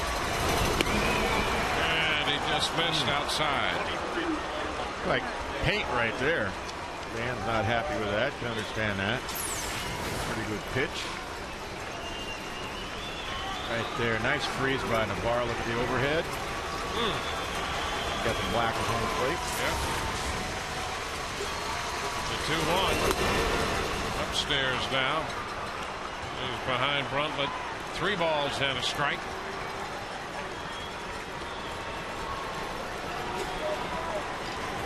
Two outs, bases empty.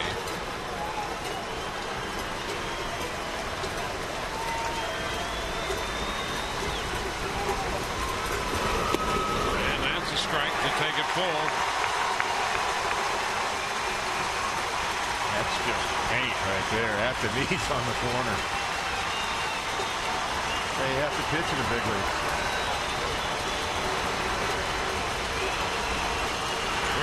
3-2.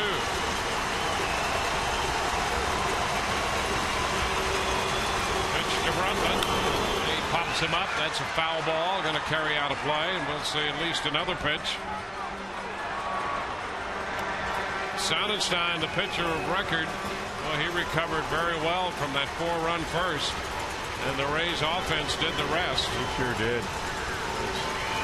And he pitched 5 1/3, battled for an inning and 2/3, and showed an inning. We were trying to get the last out. 3-2. Ground ball shortstop. That should do it. Bartlett's throw to first, and the Rays win. Rays take 2 out of 3 from the Philadelphia Phillies. So they open this series